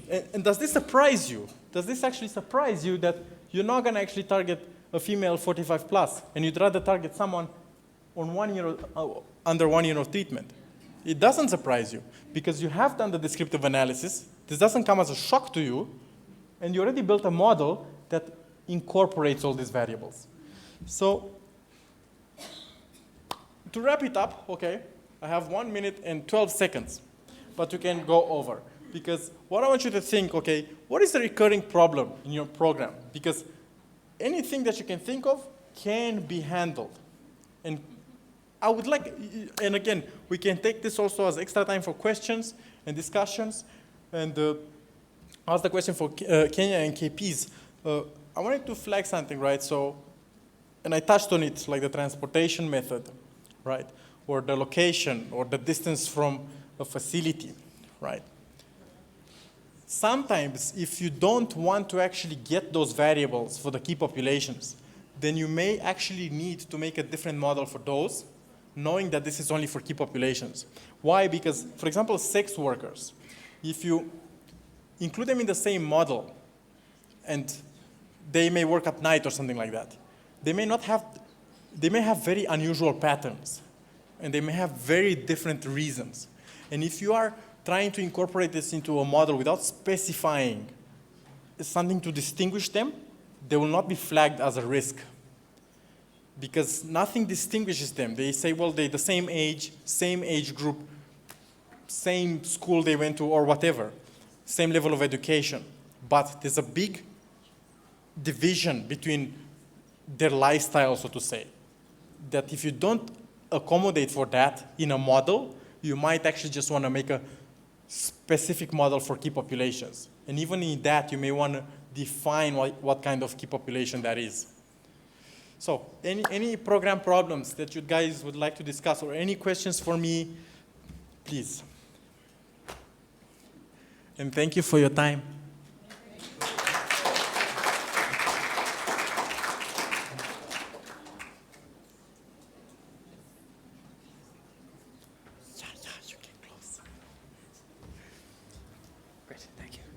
All right, thank you very much. I just want to quickly wrap everything up. Thank you for your time with us over these past 2 days. I hope this has been informative for you.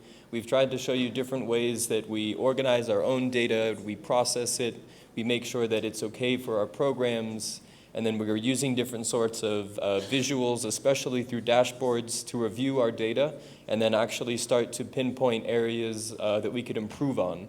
And then after we use the dashboards, sometimes we realize we do need some further investigations, where then we would use different sorts of programs, such as the analysis demonstrated by Silvio, to locate which sort of clients we need to focus on, as well as also pulling in different sorts of GPS analysis or GIS analysis through Dorman's first presentation today to show us which physical areas we need to focus on.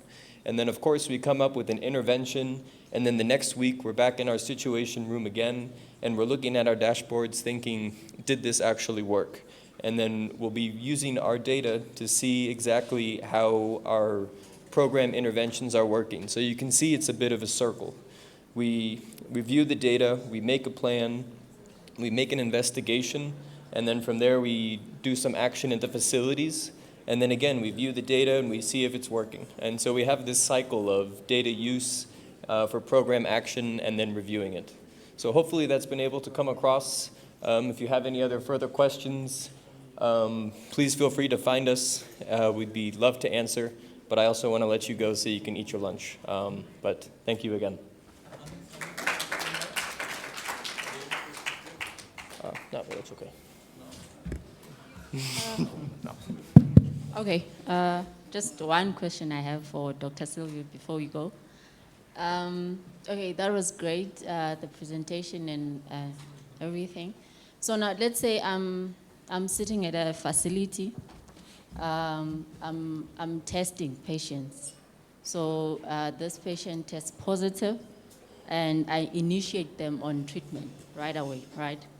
Is there a way of having a model that's already available that I can use maybe a chart that will say, okay, if this person is a female of this age, if the distance, if they're living in this area, the mode of transportation is this. So is there a way of predicting right there and then to say, okay, this person is more likely to be in IIT?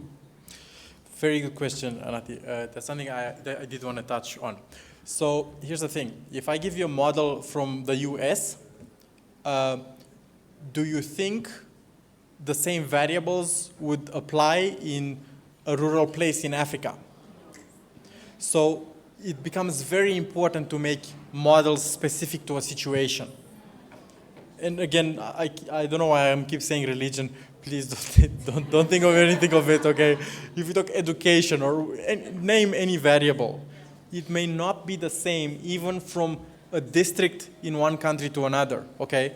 Like for example, in Nigeria, in the Boko Haram places, the same model there is not gonna apply to Lagos or Akwa Ibom. It's just not the same.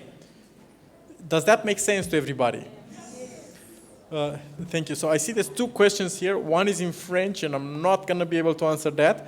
but someone is asking, what is a client relationship management system? I would strongly encourage to look it up, but pretty much it's just a basic system where your call centers would use it to track the conversations or the SMSs they would have sent to clients. So client or customer, okay, so it's a lot from sales derived, but really, I mean, we are calling them clients for a reason, I suppose, right? Because we need to keep them. So I suppose that's the reason. If anyone can translate the French question, I'd be happy to answer.